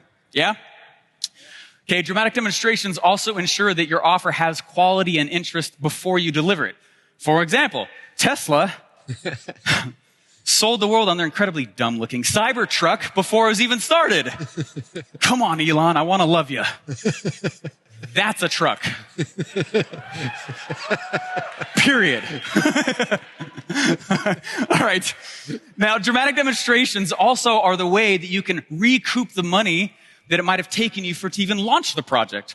Classic example, Hollywood. Hollywood comes out, right, and they make especially if it's a big movie, it's Avengers, they can make a lot more money, but they make the money back that the project cost for them to put it out. Right? For example, 12 months before the movie comes out, you sit in a movie and it's like, coming next summer, right? It's not coming out for another year. They're just getting us ready, warming up mass distribution before we're even ready for it. It's not even ready, right? All right, then it's 1 month out, you see a new preview, maybe about the antagonist. Then 2 weeks out, they go out and they blitz YouTube. You can't go anywhere without seeing it. It's something about the movie coming out or whatever. And then a week before, they'll send all the actors out on tour. They have the formula down for launching, right? A product or a movie. Yeah? Yeah. Yeah? Oh, yeah. Yeah. Come on now. You just made 2, maybe 3 socialists weep with that cheer. I want to get to 4 by the end. There we go. That's at least 5. All right. All right, check this out. Remember, the purpose of a dramatic demonstration is to spread your hook, not your offer. Okay? Who said that? Oh, again, goofball. Anyway, that's what a dramatic demonstration is, Russell. Very cool. Dramatic demonstrations are awesome. Yeah. Oh, yeah. Very, very cool. Could you tell us, though, what the best dramatic demonstrations are to get people to buy a Mifke? That's a great question. So that's a question I got a lot. It's like, hey, you guys talked about dramatic demonstrations. What is it? How do I do it? What should I do next? And so, in my opinion, the 2 best types of dramatic demonstrations are free webinars and free challenges, right? Every webinar is a hook that I'm throwing out in the marketplace and seeing if I can get people to be interested. If they're interested, they come and they register for the thing. Right? So if you look at the linchpin, this section right here, obviously, right there, dramatic demonstrations, for most of them, for me, they're usually a challenge or webinar, or some variation of that, right? They come, they register, and then as soon as they register on the thank you page, we give them a what? You guys have been talking about this for like 2 days now. On the thank you page, we give them a what? That's what I'm looking for, a Mifke. All right, so we give them a Mifke. Now, I want you guys to understand, like, for me in this business, the way the business model works, the actual goal of my dramatic demonstrations are a couple-fold, okay? Number 1, throwing out different hooks to see what people are going to respond to, okay? Sometimes I put out a hook and nobody responds to it. I'm like, okay, that's a bad idea, right? But if I put out a hook and they respond to it, then I know this is going to be a big dramatic demonstration. So the first thing, the reason why I'm doing this is I'm putting it out there in the world to get people to register. Right? Oh, I'm doing this new webinar, this new challenge, new whatever. They come and they register and they join my list. Yesterday we talked about the value of an email list, right? So step number 1 is getting people to register. Step number 2, the second reason I'm getting them to see the Mifke offer, right? I want them to join my continuity. And all said and done, the only business I'm in is in the continuity business. So I'm only doing this dramatic demonstration, challenge, or webinar. The only real purpose for me doing that is to get them to actually sign up for the Mifke. That's it. That's the only real purpose, okay? Number 3 then is people who have already gone through my continuity, people who are there and they see another dramatic demonstration, they actually stick longer. Okay, a lot of people are like, well, Russell, should I export the people on my list who already joined my continuity for my next dramatic demonstration? I'm like, no, I want them to see it again because they're going to go sign up for it. They watch the whole process, they get re-excited, and then I sell them something like, I already own that. Right? They're so excited because they don't have to buy it. They already have it. Now they're stronger members because every single month, like we've done 12 dramatic demonstrations in the last 12 months. They keep seeing these things. They get resold on the fact of why they need to be part of your continuity or your membership, right? So it gets people to stick. Number 4 is at the end of the dramatic demonstration, there's an opportunity for you to sell your self-liquidating offer, your $1,000, $2,000 product, which covers all your ad costs, which is how we can blow up and make these dramatic demonstrations huge. Okay? And so in a challenge funnel, this is what it looks like. Somebody comes on the page, they register for the challenge. From there, we drop down to the thank you page. Saying, thank you so much for registering for the challenge or the webinar or my dramatic demonstration, whatever you want to call it. And say, right now I got a special offer for you. If you upgrade to VIP, we're going to give you something really cool, right? VIP normally costs $97 to be VIP. I'm going to give you that for free, plus my Mifke box, plus a whole bunch of other cool things when you sign up for a 14-day trial or 30-day trial of my continuity, right? That happens on the thank you page. And then from there, it's getting people in the continuity. Then if you're doing a challenge, if you're doing a 5-day challenge, the coolest thing is day number 1, you do your challenge, you're doing your cool training, and then from there you push them back to the VIP upgrade. And day number 2 and day number 3. Now for us, what we found when we did our challenges is as many people signed up on the thank you page for the MIFKI, we doubled that number during the Monday, Tuesday, Wednesday, pushing people in the VIP at the end of each day's training. It was crazy. And day 4, we transitioned to the actual self-liquidating offer. Okay? So this is how it works inside of a challenge funnel, very similar inside of a webinar funnel. And I want to show you guys some examples of just this, the registration for a dramatic demonstration hook we're throwing out there, and then the offer afterwards, okay? So again, like I said, we did 12. So I got 12 examples to show you guys real quick. So the first one here, this is the one we launched ClickFunnels 2.0 with, right? And notice, the big launch, it wasn't like, hey, come watch the ClickFunnels 2.0. That's not a hook. That's the offer, right? So I went backwards and I went back, what's the hook I can do? So the hook was the Your First Funnel Challenge. Who wants their very first funnel? That was the hook we threw out in the marketplace. People registered for this, and on the thank you page, we made them the thank you page MIFKI offer. Okay? That's the first one. That one right there got 18,000 people to join ClickFunnels in a week, which, by the way, new startup software company getting 18,000 people in a week is a lot of work. So It's insane. It's amazing. yeah, maybe don't do that in the future. Anyway, number 2. So you're saying this works. Yeah, it worked too well. We were like, oh, this is crazy. Magnetic marketing. The next month we do it for magnetic marketing. They're registered. Boom, on the thank you page, we made them the MIFKI. It was the same MIFKI, the Dan Kennedy MIFKI box we do, but then we also gave them VIP access to the challenge, and boom, we use that to add another 1,000 members to the continuity program there. Next one is we bought a new software company called Voomly, which is a video hosting platform, which, by the way, you guys should all be using it. It's cheaper than all the competitors and it works better. It's amazing. So I'm like, how do I launch a video hosting platform? That's a boring offer. What's the story? You can host videos. Like, it's not, I was like, I need a hook that I can throw out there. What's a hook that I can throw in the marketplace to get people excited? And it was called the video funnels. Like how you can do video funnels, like funnels in your actual video player. So that was the hook I took. I spent $40 million to buy this software company. And in the code, we found these video funnels, which basically your video player can turn into like a survey and do little funnels in it and play different videos depending on what people choose. It's really cool. So that was the hook I threw in the marketplace. People went crazy, signed up for it. And then on thank you page, it's like, hey, here's the software you need to be able to execute on this. Get a free trial. And boom, that's what we added, I think, 3,000 people that week to Voomly, to a brand new software platform. Okay. Pedro and I did the Challenge Secrets Challenge, which you guys all got a book gift from Pedro on your seats today, I think. Right? So thank you, Pedro, for that.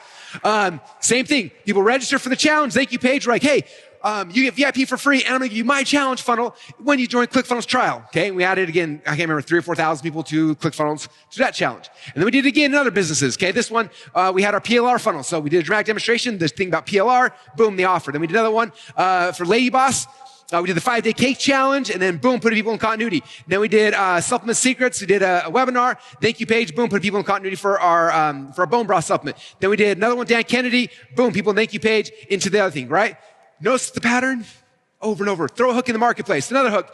For our fitness business, Body Evolution became the hook we threw out there. Boom, push people into the continuity offer. Revenge Body was the female version of this. Boom, push people in continuity offer. Dan Henry just did a challenge with Dan Kennedy. We used Dan Henry as the hook. How to write like Dan Kennedy and Dan Henry. That was the hook. Boom, we crushed it. We put a ton of people in continuity from there as well. And then, the other one, which was really fun, was on my birthday. I was like, it's my birthday. I should stay home today. And they're like, wait a minute. What if instead of that, we threw a dramatic demonstration and called it a birthday party? And so we said, hey, it's Russell's birthday. We're going to have a big birthday party. Come and register for the birthday party. Okay. It wasn't a challenge or a webinar. It was it was my birthday.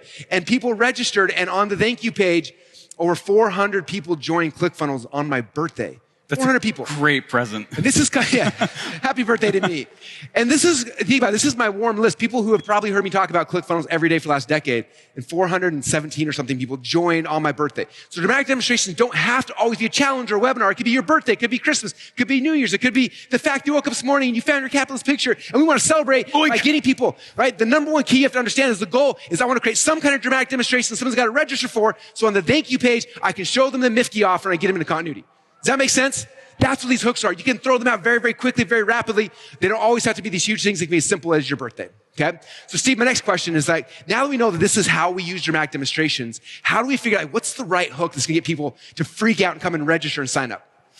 That's a fantastic question. I wish I was prepared. I am. Perfect. All right, but I have to say though, can I just pretend it's the 90s for a second and I can say what I mean? All right. I don't mean that offensively at all, but I just want to just show of hands real quick. Who thinks they have a traffic or leads problem? All right. Behold, nay, you have a hook problem. Yeah? Too aggressive? Okay, traffic is a messaging problem. And that's what I want to talk about for a second here. And we're going to talk about how to actually create interesting and amazing hooks. Right now, I still get 500 to 1,000 unique opt-ins to my funnels every week. And I'm not an SEO guy. It's because of the style of hooks that we write that makes it interesting enough to come opt in and makes you talkable and shareable. So I'm going to dive on into that. But the first thing you have to understand with this is that, thank you. That was one little laugh there. That was funnier than you acted. All right, that was on you. Just kidding. All right. You have to understand, though, that a hook is still a story. Okay, it's not necessary. Stop thinking it's just a headline. It's still a story. Claude Hopkins, famous marketer in the 1800s, said this. He said, whatever claim you use to get attention, the advert should tell a story reasonably complete, or ad. He's not talking about the sales message. The ad should tell a story reasonably complete. So what we're going to do is we're going to dive into some hooks and some hook writing formulas. Okay. And so people ask, all right, well, how do I write a hook? Now, in short, let me pre-frame it this way. Okay. That it's still with a story, but a different kind than the sales message. Too often people write a hook with their origin story and not with this kind I'm about to share. Sound good? Did I just hook you in? You want to hear it? It's real good. Okay. All right, now I call this the dramatic hook formula. If there's a dramatic demonstration, well, we need to match it with a dramatic hook to pull people in. Now, what I'm going to do is I'm going to read to you guys a bunch of hooks that I've written for clients over the last 4 years. And on the left is my scribbled notes I never planned on sharing from my iPad. And what I would do is I would interview them for about 2 or 3 hours and just fire a bunch of questions out and then write their hook with them right on the call. Okay, so I'm going to read these hooks, and notice it's not the sales message. Okay? Are we in? Yeah, baby. Right. So this is a couple who, they sold a genealogy product to seniors who just went through a life crisis and realized that their time is getting a little limited. Right? Unique product, right? Unique customer. So I asked them a bunch of questions, and then this is what I wrote. You've just been through a life crisis with only one thing on your mind. That you haven't told half or more of your stories. Okay. What would you do in the next 7 days to preserve your legacy for future generations? And then we got 7daylegacy.com. Okay.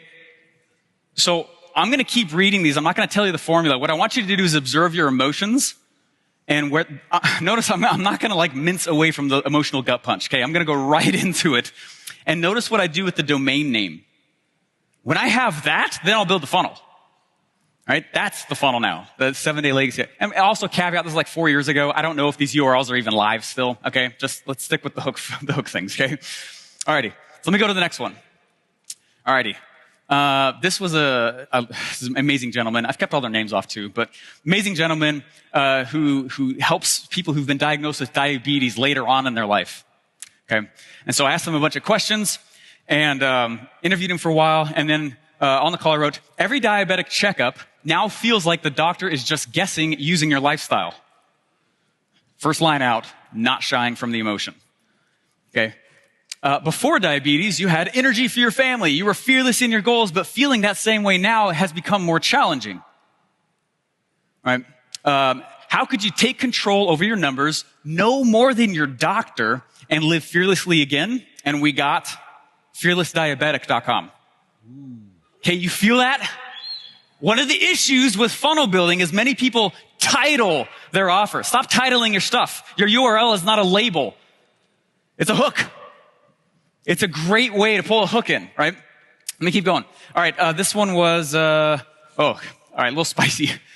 These are going to get a little heavy, all right? I don't want anyone to get triggered by this stuff, but I want you to really pay attention to how I am not mincing this, and this is not the sales message. All right, this is still a different thing. And when you think you start to see the pattern, just raise your hand so I can get a little bead on the room, okay? So this gentleman helped men, Christian men who had picked up some not great habits in their marriage, and their wives had moved out then and again. Hardcore topic, right? Real product, right? Amazing thing they did. So this is what I wrote. You've enjoyed life as a Christian man, a father, and a leader in your career. Yet the marriage has felt off now for years. To cope with the discomfort, you've taken on a few bad and secret habits you're not proud of. She's noticed and removed herself from you, this time physically moving out, and you don't know when or if she's coming back. What steps could you take to feel like a man you could be proud of and win her back? And we got winbackyourwife.com. Okay? That's good. If your offer is good, do not be afraid of shaking the tree. Poke the bear. You find that pre-existing emotional charge and you kind of tap dance on it. It's not a bad thing if you can do what you say you can do. Russell called this the moral obligation to sell in Expert Secrets. You remember that chapter? If your stuff's good, don't apologize for it. No apologetic marketing. Okay? So here's the formula. This is how I define it, is the dramatic hook formula is the storyline your dream customer is or wants to be experiencing, which would make them ask to hear your sales message. I was a door-to-door sales guy for 2 summers. I was also a telemarketer. Sorry.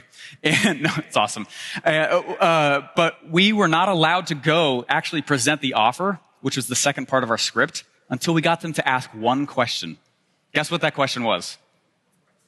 What's the price? How much is it? Exactly. How much is it? We weren't allowed to talk about the offer. We weren't allowed to share with them anything until we got them to say, tell me more, or something like that. And so what these hooks are designed to do is to get them to say, tell me more, and then you lead with your sales message. Make sense? Yeah, that's good right there. If I knew how to dance right now, I would. Right? Okay, but here's what it is. What we're going to do in these hooks is we're going to use the first paragraph to describe the dream customer's current state of mind, the emotions that they're going through. Number 2, we're going to walk through and talk about the things that they've probably already been buying or trying to get a better outcome in their life. You've been trying this. You've been doing this. Right? You've been seeing me say that. I'm going to read a bunch more in a second. I just want you to see the formula. Number 3, then, what we do is we tell it all in a story that has a change-based question at the end. What would you do in the next blank amount of time to get outcome? And this could be towards pleasure. It could be away from pain. I use it in both scenarios. You guys feeling like getting this a little bit? All right, this is good stuff. So I'm using those step 1 and 2 to fuel a change-based story and end it all in this little 3-paragraph story. All right, to show it in, I haven't told you guys, I haven't told you any rich dead guy stories. I'm sorry. Here's the first one. Can I tell you a rich dead guy story? Yeah. All right. Claude Hopkins, rich dead guy, right? If you didn't know this, brushing teeth in the early 1900s was not a thing. No one brushed their teeth. He actually kind of invented it. In 1910s, Pepsodent was the first tooth powder. And think about how blue of an ocean that is. Or yellow. Ugh. All right. Sorry. Too soon there, definitely. And so Pepsodent comes to him and says, hey, we're a brand new thing. We got to figure out how to get people to change their habits to start brushing their teeth. Brand new thing, right? And so here's the ads he used to do that. So he followed the steps. Step number 1, what we do is we're stating the emotions the dream customer is having in their mind. What is the dream customer having in their mind, right? Buying is emotional. That's not to say you can't use stats and numbers, totally, but don't skip the emotion. Number 2, he called out the frustrations that the dream customer has with their current options. Oh man, you've been experiencing this. Frustrating. Here's what I'm getting blocked at, right? And so here's a lot of the ads. And you can see who he's targeting. He's targeting men, women, children. He actually is targeting also soldiers up in the top right there. It's really interesting. And then step number 3, he told a change-based story. Sometimes they call it the dream scenario. And he created his hook was called the film. Gross. Yeah, everyone. Ugh. Ugh. But that's what he did. Everyone's like, ugh, that's something I can relate to. Yucky. The film. He's like, yeah, that film, you shouldn't have it on your teeth. And he created this thing called the film. And these are all the ads from the early 1900s targeting men, women, and these different people. That film shouldn't be there. Decay begins beneath this film on teeth. The film that discolors the whiteness in teeth. You actually can see some of the old ads on YouTube still about Pepsodent. I'm going to sing. I can't believe I'm going to do this. This is totally ad-lib. You'll wonder where the yellow went when you brush your teeth with Pepsodent. Yeah, let's go. Okay. You guys seeing this though? I want to shoot through a lot more client examples that I've done in the past because now you see the pattern. And what a lot of people have not done is written a hook. Some of you guys might have been playing this game for a while and realizing right now, I don't know that I actually have a hook. Anyone realizing that right now? I have an origin story. I have a sales message, and that's what I keep shooting around the market. And people are going, whoa, I didn't give you permission to talk to me about that. Well, the reason is because the origin story is not the one to be spread around. The hook story is totally different. Gets them to say, tell me more. I've got the film. Makes sense? You got to create that idea. All right, let's go into some more examples here. All right, very touching one again. This is a relationship one. This gentleman helped women who are also struggling in their marriage as well. All right, so I'm not gonna lean too far into this one here, but all right. So I said, you're a powerful woman with queen-like life, but your marriage has grown cold, and you've pushed aside the true feelings you have about some resentment building, and you're guilty about that. Okay. You do what it takes to revive the spark, but are fearful that something dramatic might be needed to do it. Despite the signs, you want to see if you still have the potential to be lovers or just roommates. And he crushed it with this, areweroommates.com. Who's going to click on that? People saying, tell me more? That's not a label. That's not a title. He's not titling the offer. We're not leading with the offer to the market. We're not leading with the sales message of the offer. That's a hook. Who's going to click on that? Someone saying, now they're coming to you saying, tell me more. Tell me my sales. What's your sales? What do you do? Those are the best sellers, right? With those types of customers, we call those laydown sales. They're the easy golden ones, right? They're like, throw in your credit card. You get a paper cut from the credit card or a plastic cut, right? Should I keep going? A few more examples? Yeah. Alrighty. All right. This one is, this was a lady who helped women, I think, I'm getting the stories mixed up because I took the pictures off. This was, she helped businesses with organic traffic who once used ads a lot. Okay. So this is what I wrote. Publishing your face off taught you to speak, but you honestly were successful before that. So notice with this first line, I'm already going for someone who's a little more educated. Okay. But the cost of publishing and then ads seems too high for such a measurably small reward, even though you still believe it's the path. But you can't afford to wait a year for organic traffic to kick in. All right, who already is like, oh, I'm kind of in that scenario right now, right? See? You see what I'm talking about? I want you to observe the internal emotions you're feeling right now because you're like, that's a hook. This isn't her origin story. This is not the perfect webinar. This isn't the sales message. A different story, all right? You've read the writing on the wall with Facebook ads. Is there any? I have no idea. But by putting it there, someone goes, yeah, I've read the writing on the wall, right? No idea. And are already looking for a new way to reach more of your dream customers. What can you do in the next month to fix your ads and make it rain again? And we got didadsdie.com. Someone with a fearful, oh my gosh, they're going to go click on that. Here's another. I'm going to go faster. This was one positioned towards women who had just given birth and are having a hard time getting their bodies back. It's this self-image stuff going on, okay? It's an incredible couple that did this.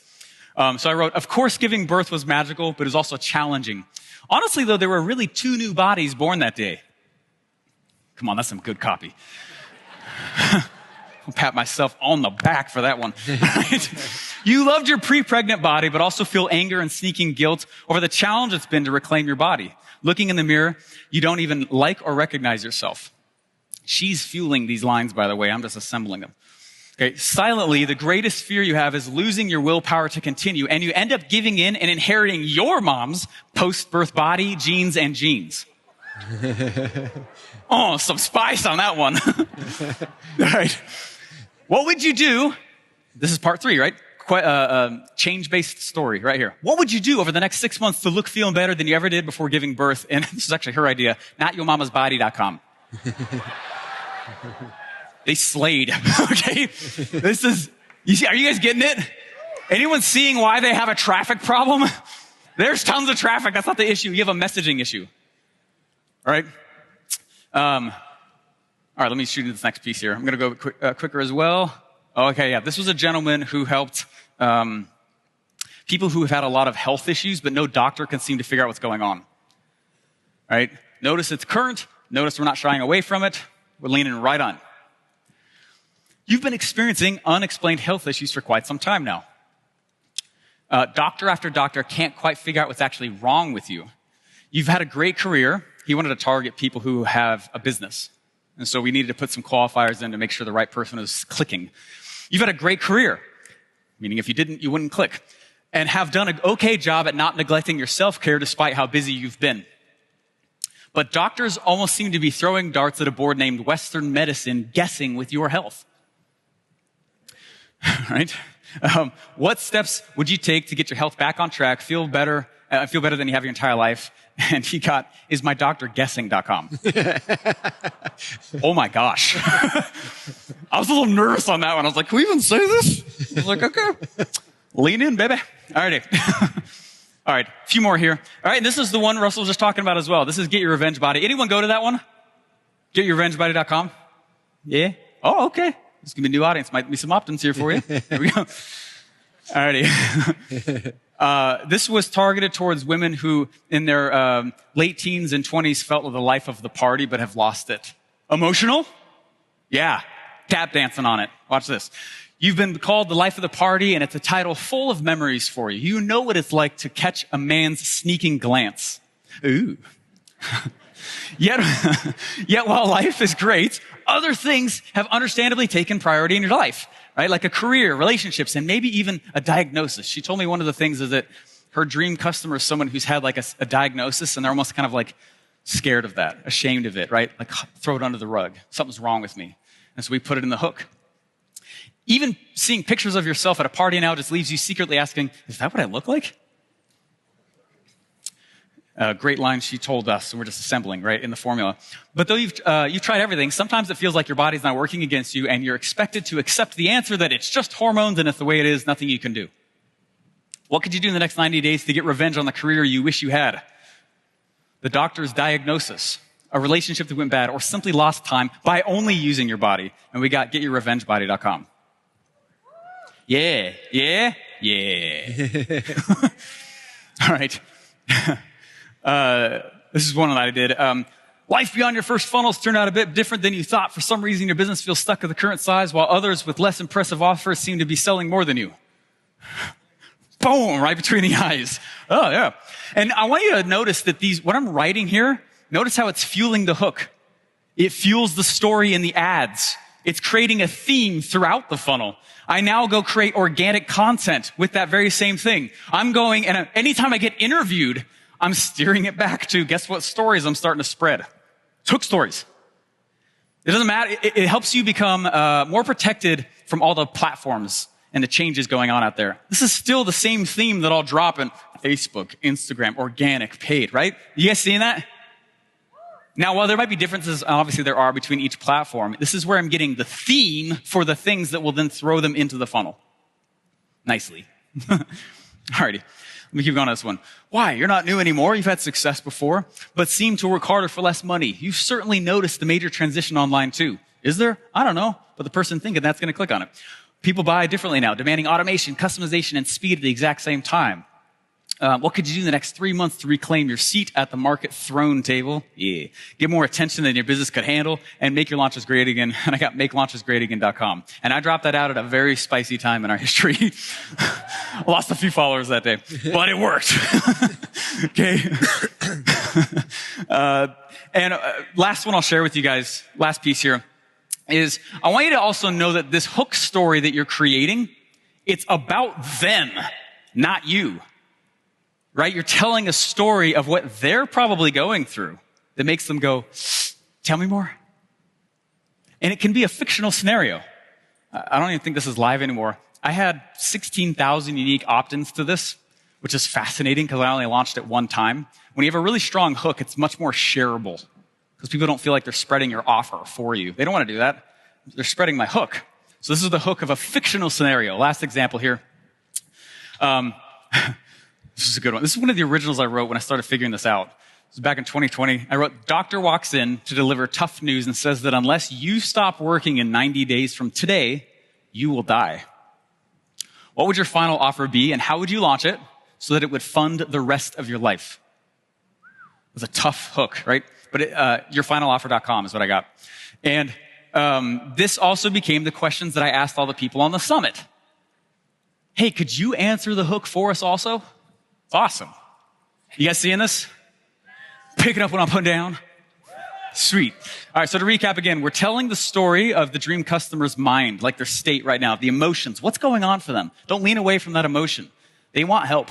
The right person is asking and looking. All right, then we're telling more of the scenario going on for the options that they have available to them now.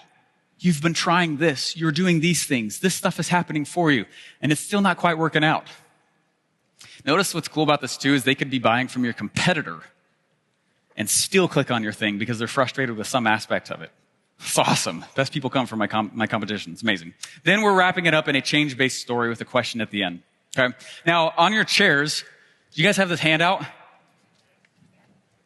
It's on your chairs. I know I'm going fast through this, but this little handout that's on your chairs will walk you through it a little bit more, and it'll walk you through in a little more detail with some prompts on like, oh, I first needed what dramatic demonstration that Russell shared should I even be doing? Number 2, right? Writes the first paragraph. So anyway, front and back on there. And yeah, that's a little gift there. So hopefully it helps there. You guys ready for the big point? Let's make it weird. I want you to remember this. Point with me. Ready for the big point? Come on, only 2 socialists weeped. Let's get to 3. Ready for the big point? Ah, there we go. Here's the big point, which is that there are 2 kinds of messaging in hook, story, offer. Play ball with me. How does an offer get sold? Through a sales message. Ooh, interesting, Steve. Stick with me. Breaking some new ground there. Yeah. Okay. The sales message sells the offer, and that's all around the origin story. But you guys know, if you walk around and just start telling your origin story to people out on the street, what happens? Okay, cool. Glad it's working out for you. Right? That's a little tiptoe back. So something has to sell the sales message, and it is the hook. It's a hook message, and it is not about you, and it is not the origin story. Okay? It is the customer's story, and you can still tell stats, and you still can say case studies, how I did blank without blank. Absolutely, but it is about their dream, their desire, not your story and not your offer. Yeah? That gets them to raise their hand and say, tell me more. Clicking fast into your dramatic demonstration in your funnel. Yeah? Remember again that you do not launch funnels or offers. What you're launching is hooks that bring them to the funnel, which then brings them to the offer. Yeah. Oh, Russell. Yes. I got a question. Okay. I talked my face off for a second. That was awesome, though. Oh, thank you. Yeah. After we've hooked them with our dramatic demonstration, what's the best way to present the story and offer? Oh, that's a great question. I've been dying here. And good news, I've got something prepared for that as well. Are you serious? This is really good. This is really good. Yes. Again, before I jump into this, I want you guys to understand the key to a good dramatic demonstration, like Steve's talking about, is throwing out these hooks. And sometimes, like, if you struggle with this, like, you should be throwing hooks out all the time. There's a reason why I do a podcast, I do Facebook Lives and Instagram and all these things, because I'm just trying hooks all the time to see what people respond to. Sometimes I do a podcast and I hear nothing. I'm like, that hook sucked. Other time I get like 400 of you guys to tag me, message me, DM me. I'm like, okay, there's something there. I should go a little deeper, right? So you can test things out all the time. And then once they get response, you go deeper and deeper and deeper on those. So don't forget that, like, you're always testing hooks. Every conversation I'm having, I'm testing some kind of hook. Just to see the response, and I'm like, okay, there's something there. Let's go deeper. Let's figure out what those things might be. Yeah, people are like, how do you get like great hooks out? And they don't realize that, well, I just tested like 15 of them on my podcast on this. You know what I mean? It's not like, oh, genius. No, we just found what sucked and stuck with the one that worked. Yeah, exactly. Okay, so next question is, you've hooked them. They came in your dramatic demonstration. They're registered. They signed up for your MIFKI. They're on your continuity. And now you have this opportunity to share with them, right? You have a webinar, a challenge, something you're going to do. And so the question is like, what's the best framework to use? Like, what do you actually tell people after they've come into your world? And so the framework is called the perfect webinar. You guys ever heard of it before? Okay, so I'm gonna draw something over here actually, because in the past, some people get confused by the perfect webinar. I want to simplify it so simple that any of you guys can use it because it's like literally the simplest thing in the world. So you guys cool if I simplify it for you for a minute? Okay, so this is what I want you to understand. Right now, this is you, okay? And somewhere in your life, you went on a journey because you wanted something over here. You wanted to get this result, right? On top of the mountain, you had a goal. And so you went on this journey to go figure it out. And on this journey, my guess is you went on this path and you're like, okay, I'm going to go, and you tried this way and then you got lost. And you're like, crap. So you went back here, you tried again, you got lost this way. And then you got lost here, and then you got lost here, and then you got lost and you were wandering forever. And then you come back and then you tried again. But eventually over trial and error, you got to the spot where it's like, holy cow, I figured out, I got the result. Okay? How many of you guys have experienced that in your business? Like you finally figured out the result and you're freaking out because you're like, I know how to help people with the thing that I was struggling with because I went on this path and I have a very clear-cut path. And the thing that you have that's the most of value to you in the world is by going through this path, you've got a map. That's the key. The key to you selling anything after they come through the hook and they join you into your dramatic demonstration is understanding you have a map, and this map is giving them a very straight line all the way up to the result that they dream about. Okay? Now, most of your customers and clients who are coming to you, the very first time they come to you, it's not the first time they've tried to get this result. They've tried this and this. They've done the same thing you did. They've tried thing after thing after thing, and it has not worked for them yet. Okay, when we bought Lady Boss from Kaylin, I remember one thing she told me. She says, the average female in America goes on 8 diets a year. Okay, it wasn't like Lady Boss came out and like, oh my gosh, I never thought of losing weight. No, they've been trying all these things and they've been lost. They went through this. Kaylin got top. She has a map. She's like, I have a treasure map. I know how to get you the result. If you follow me, I will give you the treasure map and I'll get you to the result. You can ignore everything else and just focus on this map. Okay? So the map is the key. It's the key. It's the biggest secret to the perfect webinar that people miss is that you have a map. Okay? And so if you look at like the stories I tell, when somebody comes and they register, now I have a chance to present to them either through a webinar or a challenge or a live or whatever your thing is. The biggest thing you're doing is you're showing them this map that you figured out. Okay? And the map is the thing that you're selling at the end, right? And so the perfect webinar is just basically taking that map and it's positioning it in a way that's most likely to get people to buy. Okay? So this is what the perfect webinar looks like right here. And you'll notice a couple sections. Number 1 at the top says, the map, origin story, and the new opportunity. And there's 3 secrets, secret 1, secret 2, secret 3, and then at the bottom there's a stack and the close. Okay, now we're not going to spend, I could spend 12 days teaching the perfect webinar. We've done events for multi-day events, teaching, so I'm not going to go that deep. I just want to simplify this because I want to show you guys that the perfect webinar is the key to running a successful dramatic demonstration to get somebody to buy at the end. Okay, so for example, let's say I'm doing an actual webinar. The perfect webinar fits really well in the webinar framework, right? The first 30 minutes of the webinar, I'm going to talk about the map. I'm going to tell them the origin story of the map. It's not your origin story. This is where so many people make a mistake. They start their presentation like, back in 1919, I was born, and they start telling their origin story. Too far. That's not the origin story, yeah. It's the origin story about how you discovered the map. Hey, I was just like you, and I tried this path and this path and this path, and I figured it out, and I got the map, and it is amazing. So I tell them about the map, and I say, look, this map is the new opportunity. If you're like me, and you've tried, you got lost on 20 different paths, this is going to be the new opportunity to actually get you the result you're looking to. It will finally get you to the finish line. So the first 30 minutes of any of my presentations is that, okay? The next 15 minutes, I switch to the internal false belief, right? Next 15 minutes is the external false belief. I'll talk about what these are. Next 15 minutes is the stack and the close. And last 30 minutes is logical repitch. So the perfect webinar fits into a 90-minute, 2-hour webinar just like that, right? Now, when you go and do a dramatic demonstration that's like a 5-day challenge, everyone's like, what do I talk about on the challenge? We talk about the challenge is the exact same thing. All we do is instead of spending 30 minutes on map and origin story and 15 minutes each thing, it breaks down day 1 through 5, right? So day number 1, I tell them the origin story about how I figured out the map, and I show them the new opportunity of what this map actually is. Day number 2, I talk about the internal false beliefs. Day number 3, the external beliefs. Day number 4 is the stack and the close, and day number 5 is the logical repitch, okay? If you notice, whenever I sell anything, this is the only formula I use. Me too. Okay? All the time. All the time. I use it at webinars, live events, like everywhere I go, this is what works. It works so good. So I encourage you guys, if you haven't read the Expert Secrets book, it's the thing that goes deep into this principle, but understand that's all it is. So I'm going to walk you guys through really quick, just kind of the pieces, how they fit together, right? So again, the perfect webinar, either the first 30 minutes of my webinar or day number 1 of my live event, I'm going through the origin story of the map and the new opportunity. Okay? So I'm telling the backstory. Here's how I discovered this thing. Here's the path I went through. Here's everything I do to learn it and earn it and bring this thing back down the mountain to give it to you. Right? And then you introduce like why this is a new opportunity. The reason why this is so cool, because this is new. You've tried all these other things, but this is what the new opportunity is. Okay? When I did the Funnel Hacks webinar, that's what this is, right? Like I tried to make money online a million different ways. I tried a bunch of things, and finally, like I tried eBay and Craigslist. I tried selling stuff on Amazon like that, and like the funnel was the thing that worked for me. And I got a map for you. So I explain that story. I tell my potato gun story, and I introduce my first framework. Let me show you how funnel hacking works, and I walk them through that process. Okay? Now, at the end of day 1 or the end of the first 30 minutes, they're like, "Oh my gosh! Like I need that map." They believe in the map, right? They want the map so bad because they've seen the promised land. They saw that I got there. They want to know how to get there. But then what happens is then we get these false beliefs start bubbling up like, well, that's cool, but Russell did it because obviously he's so cool. And Steven did it because he's got that cool shirt and he's awesome, but it's not going to work for me. And all of a sudden, all of these fears start coming in, right? So again, that's number 1. the next thing we do is move into secret number 2, which is the false belief. So this is day number 2 of a challenge, or it's the next 15 minutes of a perfect webinar. Okay, and I'm going to address the internal beliefs. So like, that's awesome, but I don't think I could actually do that. Not good enough. Right? And so, for example, what I would do in the ClickFunnels webinar, the Funnel Hacks webinar, this is where I would do a demo, product demonstration. Like, let me show you how simple ClickFunnels is. And I show it, I drag, I drop, and all of a sudden they're like, oh my gosh, not only do I first believe that this map is the thing that will actually get me the promised land, now I believe that I can actually do it.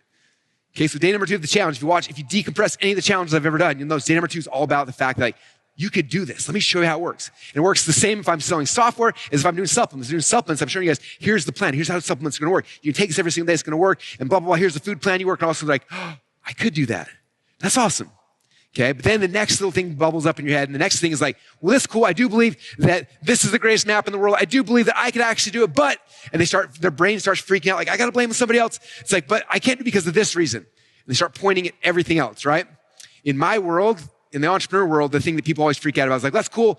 Funnels are awesome. I believe I could actually build in ClickFunnels. I don't know how to get traffic, so I'm out. I'm sorry. I wish I could, but I can't. Usually the traffic one. Right? Yep. So day number 3 of any of my challenges or the last 15 minutes in a webinar for me is always that, talking about traffic. Okay. In the Lady Boss webinar, what happens on this section right here is everyone's like, okay, I believe I can lose the weight with the Lady Boss process. I believe I can actually do it, but my spouse, they buy cookies, and my kids like to eat junk food, so it's probably not going to work because of them. They blame it on something else, so they're out. Right? So I got to show them how to make this a family plan that everybody can do, that everybody can enjoy, and can be a lot of fun. Right? And so that's the process. The perfect webinar is exactly what we use. Like, we do all this stuff to get people on dramatic demonstration, and then we go through, and it's the same process every single time. Show them the map that you figured out, tell them the origin story about how you discovered that map, and then teach them that framework. Number 2, then help them break the internal false beliefs about how they can't do it. Number 3, help them break the external false beliefs about why they think that someone else is going to hold them back from success. And then you transition over to your offer, which is the first time you go and you ask somebody for money, right? And if they buy at the end of this, that's the self-liquidating offer. Whatever you make at this, again, if you remember the linchpin formula, this is not the money you keep. In the past, this was everybody's business. You'd sell at the end of your webinar, sell it in your challenge, and that was the money you thought was yours, okay? Whatever we sell at the end of this, that's Mark Zuckerberg's money. Or Larry and Sergey, or I guess Elon after buying Twitter ads. I don't even know. Fix your truck. That's all their money, right? You fix the truck with the money I'm sending you. Because I'm going to take that money and I dump it back into ads. So the way that we do our dramatic demonstrations, you guys are fully aware. So we did 12 this year. And it was amazing, right? The best thing about it is we do this live dramatic demonstration. We spend all the time and the energy. We do it live. We go through the process. We do the 5 days or do the live webinar, whatever we do. And when it's done, everything's finished, we look at the campaign and say, man, from this campaign, we got 5,000 people to register. From that, 500 people joined our continuity program, which is great. And we sold 30 grand on the webinar. And then we say, wait, that 30 grand is not our money. So we take the funnel, we evergreen it. So we rebuild it, we evergreen it. We take that 30 grand that we made for Zuckerberg, we give it back to him, and he sends more people into the dramatic demonstration. And guess what? It fuels the funnel. At the end of it, boom, Zuckerberg gets some more money. I grab it, I put it back in, and I keep doing this process over and over and over again. And when I'm doing that, all the money, all the people are falling to continuity, and I start getting compounding continuity. It starts growing and starts growing and starts growing. Those 12 dramatic demonstrations were awesome, but the fact that all 12 of those are actively running as evergreen funnels, driving people into my continuity programs every single day of the week, whether I'm awake, asleep, or whatever, is the best part about the dramatic demonstrations after they're done. It's amazing. So, amazing. That's pretty awesome. Yeah, some good stuff right there. Hashtag good crap. You know? It's awesome. Okay, so I got a question for all you guys. How many of you guys are pretty excited about this concept of dramatic demonstrations? Like, holy crap, this could actually be the thing. Okay, should we make them commit to something? I think you guys need to commit to something. What should we make them commit to? It should be something big. Something, yeah, this is going to be huge for your life, if that's okay. You guys okay if we push it a little bit? Okay, how many of you guys will commit that sometime in the next 30 days, you will do your first dramatic demonstration, no matter how uncomfortable or how unprepared or how unready or how crappy your hook is? Who's willing to try it at least once the next 30 days? Just raise your hands and stand up if you're willing to try it. Stand up and try it. Let's see it. Let's see it. Let's see it. We need some social proof. We need some guilting your friends into it. I promise you guys, if you start doing this, you'll get more attention on your offers, more people in your continuity. And like I said, even if you already have people in your continuity program, if they come and they re-register and go through your next dramatic demonstration, they get resold, re-excited, re-bought into the thing that you are creating, and they're more likely to stick. It'll change your business radically forever. And honestly, it's a whole bunch of fun. It's honestly very fun, and you don't need to be P.T. Barnum. He was the first guy to bring an elephant to America, and sometimes we're like, I gotta bring something equal to an elephant, right, to pull off a dramatic demonstration. But it's any of those those little tossing out the hooks and just going for it. You did monthly. Right? You can do these quick and use that cash to go back and fuel the continuity and the Mifke and the linchpin. Yeah. Now, I'm not going to ruin our next speaker, but the next speakers are going to show you guys some really fun, exciting ways you can do it that aren't necessarily huge, dramatic demonstrations, but can fuel all your business as well. So with that said, thank you guys so much. I had a lot of fun today. Did you have fun? It was awesome. All right. We'll see you guys again soon.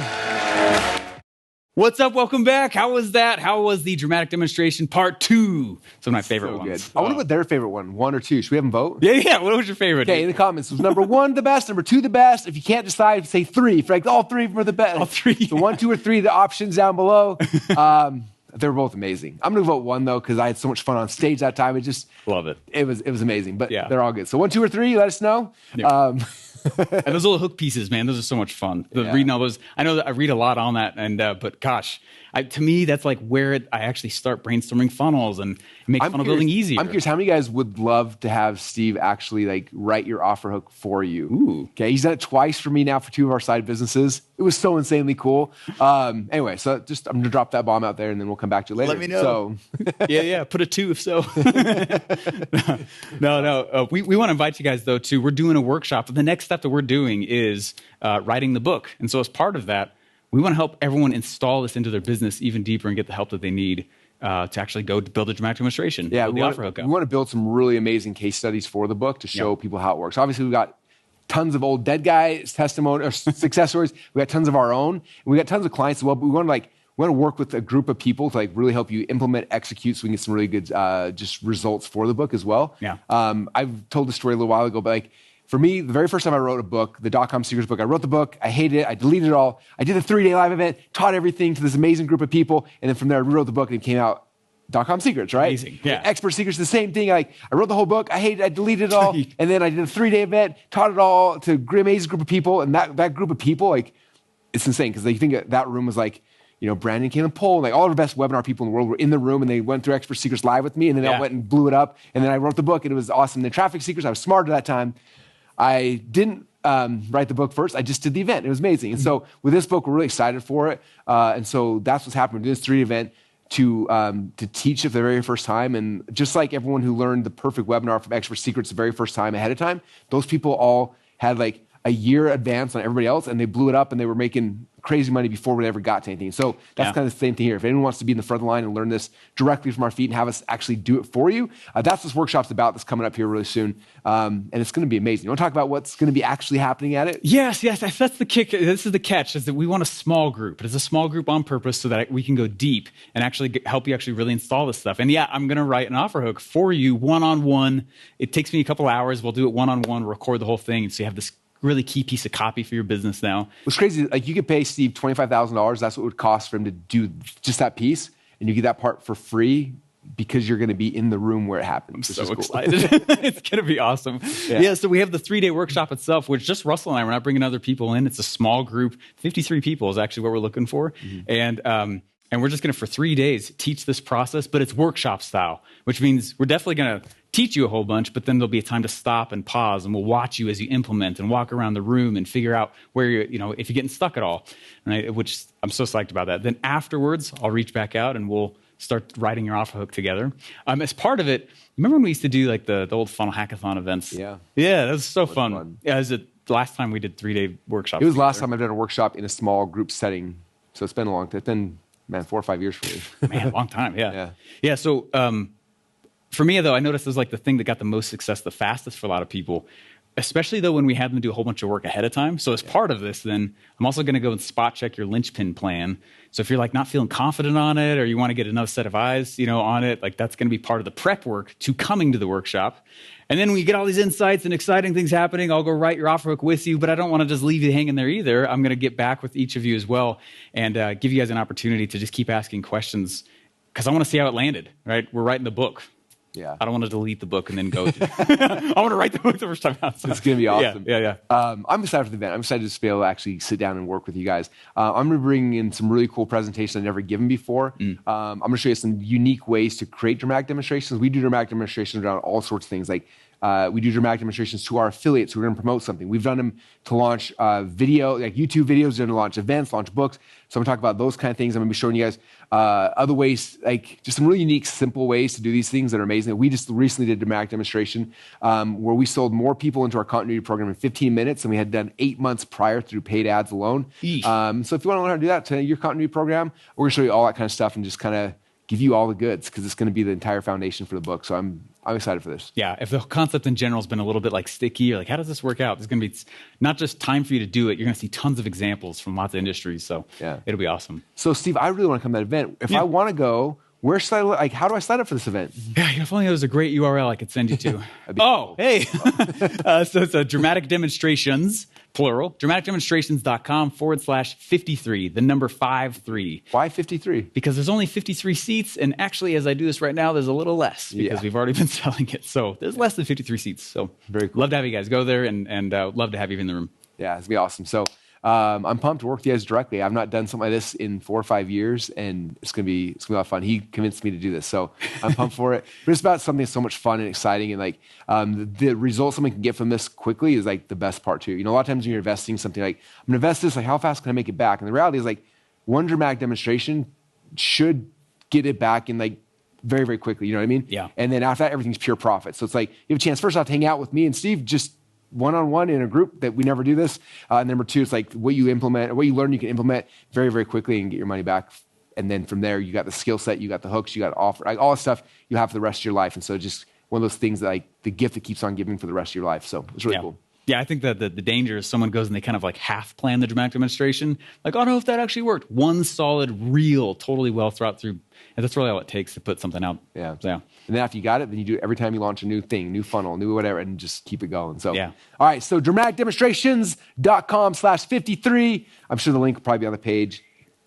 Right here. And that's the game plan. Yeah. So, Who's coming? Who wants to come? Come over to the chat. Let us know. Put 5-3 in the chat. We're excited to have you guys. Very cool. All right. Awesome. Thanks for joining us. This has been great. Appreciate you guys. We'll see you in Boise here in a couple weeks. Let's go. Bye-bye.